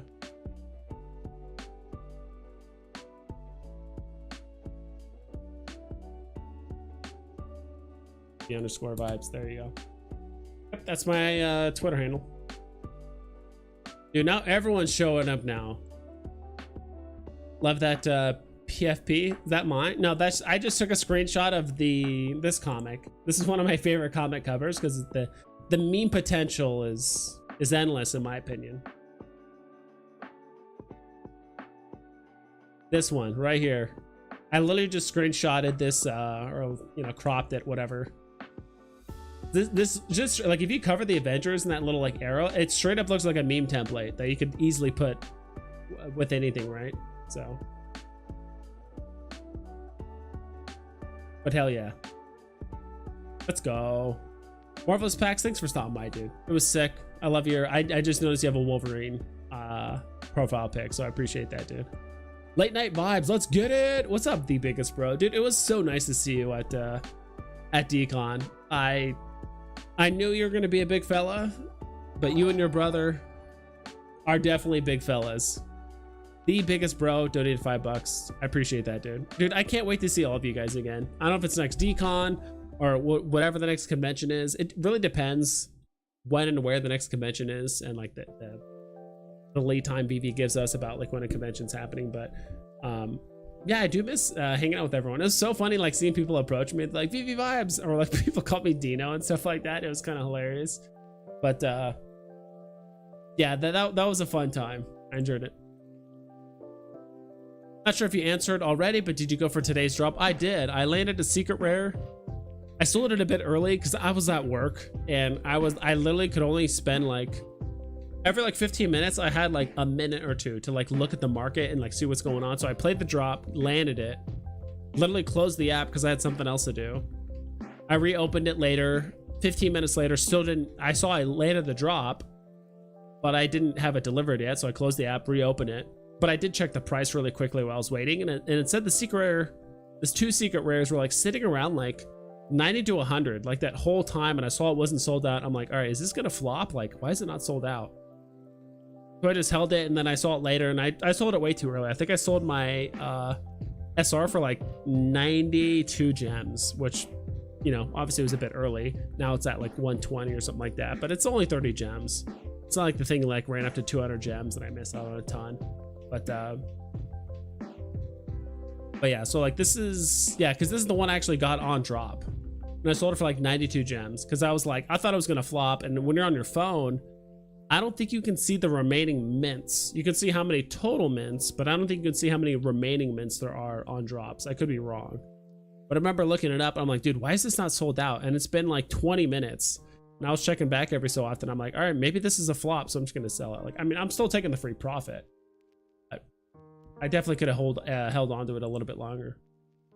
I ended up being able to go for the Sandman drop and got an ultra rare, then a comment on the Vulture comic. Let's go, dude. I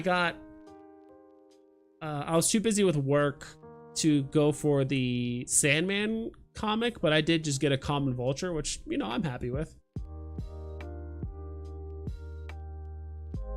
So that's the Vulture. I just got, yeah, I got a Vulture common on drop, which is, wow, it's actually gone up quite a bit. Wasn't this down to like 14 gems at one point? Now it's up to 22. That's crazy. Like this, I remember this thing was down to like 14, 15 gems. I'm like, dude, that's pretty low. Now it's gone up to 22. That's really nice. Well, disrespecting these comics, dude.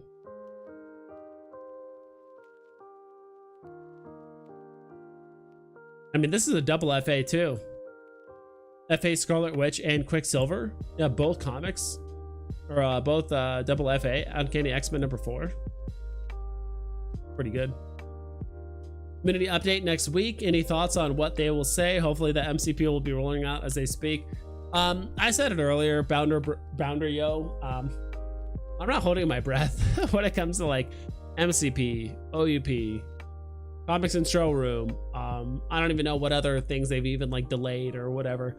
I'm not holding my breath for any of it because it's just going to happen when it happens. I know Veve has delays.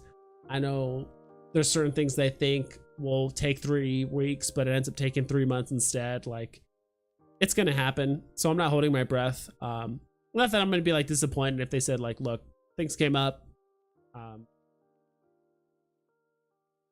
We underestimated how long it's going to take. We're not sure how long it's going to take. Like, I'm fine with that answer too. As long as they just don't say like, Yeah, we're gonna have to scrap MCP, or we're just gonna have to scrap LUP because it's just taking, you know, we're not sure. Unless they say that, I'm okay with it. But if they do, if they're just straight scrapping certain things, like, then yeah, I'll be upset. But other than that, I'm not in a huge hurry. Most of my buying decisions don't revolve around LUP or MCP or anything like that yet.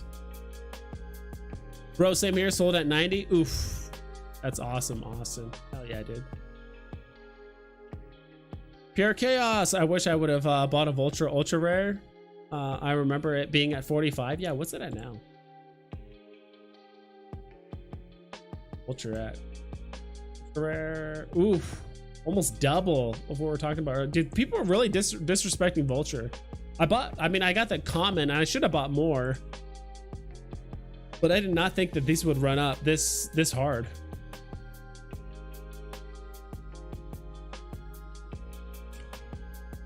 Yeah, that UR is a beauty. Yes, sir. Yeah, it's very nice looking. Got it again. I mean, I pulled it up briefly, but yeah, it's a really cool car. Of course, it looks like shit. There's just a way you can just like view it. Joe Moore. Can I just view? Okay, there we go. That's, I mean, this is good at the look as you're gonna get. But it does look pretty cool. They're both like bursting out of Spider-Man's eye. I guess that's just a... you think Soon is your ally? You merely adopted the Soon. I was born in it, molded by it. True. The hashtag Soon molds everyone, for better or for worse. It just depends on how you want to take it. Yeah. Wish I bought more Vulture. I think I literally just have the one. I played on drop. I just been busy with work, but it'll go back down. I'm not in a huge hurry.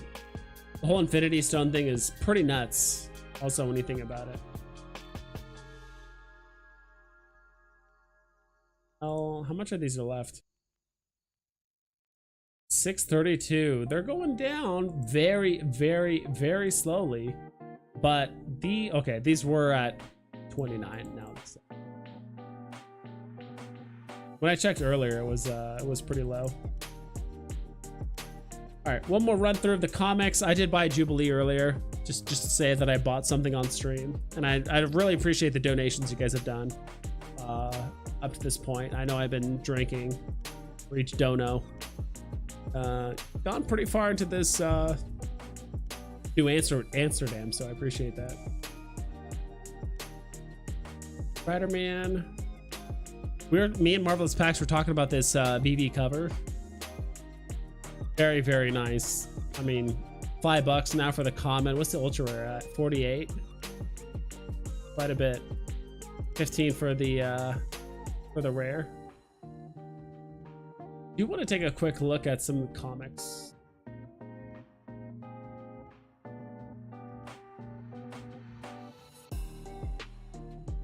Comics are below 3. Any good commons that we could pick up for like on the cheap? At least like FAs that are significant or ones I actually give a shit about. Is this FA Sabretooth? I'm trying to remember. I sworn it was. First appearance of Sabretooth. Yeah, I do need to buy some of these. So I am a Sabretooth fan. 30k editions does hurt, but maybe I'll pick up one on stream.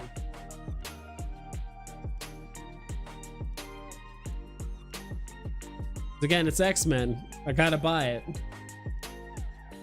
What was it? It was Iron Fist.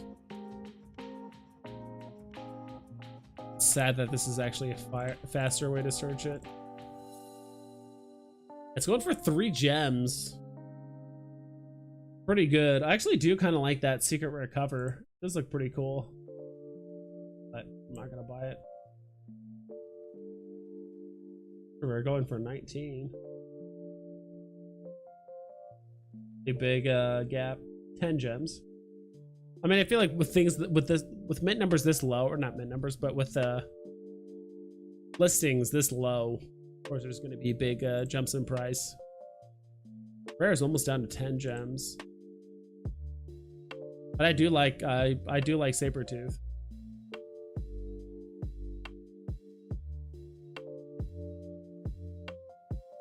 $2.99. Let's go ahead and grab one. I don't even think I have one of these. I'm actually like almost like sure that I do not have a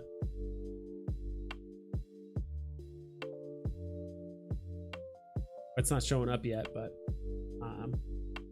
yeah, Rogue is also another good one, Pure Chaos. I know we talked about that one earlier because there's variant editions. It says 40, so there's 7,500 total editions, but there's 4,500 variant editions, which I believe is just the common. So there's 4,500 commons. Getting up there. I mean, it's still below box, or still below floor price, or sorry, box price. Yeah, I mean, that's very, very low editions. And Rogue is a pretty significant character. They're holding her rare price decently well. As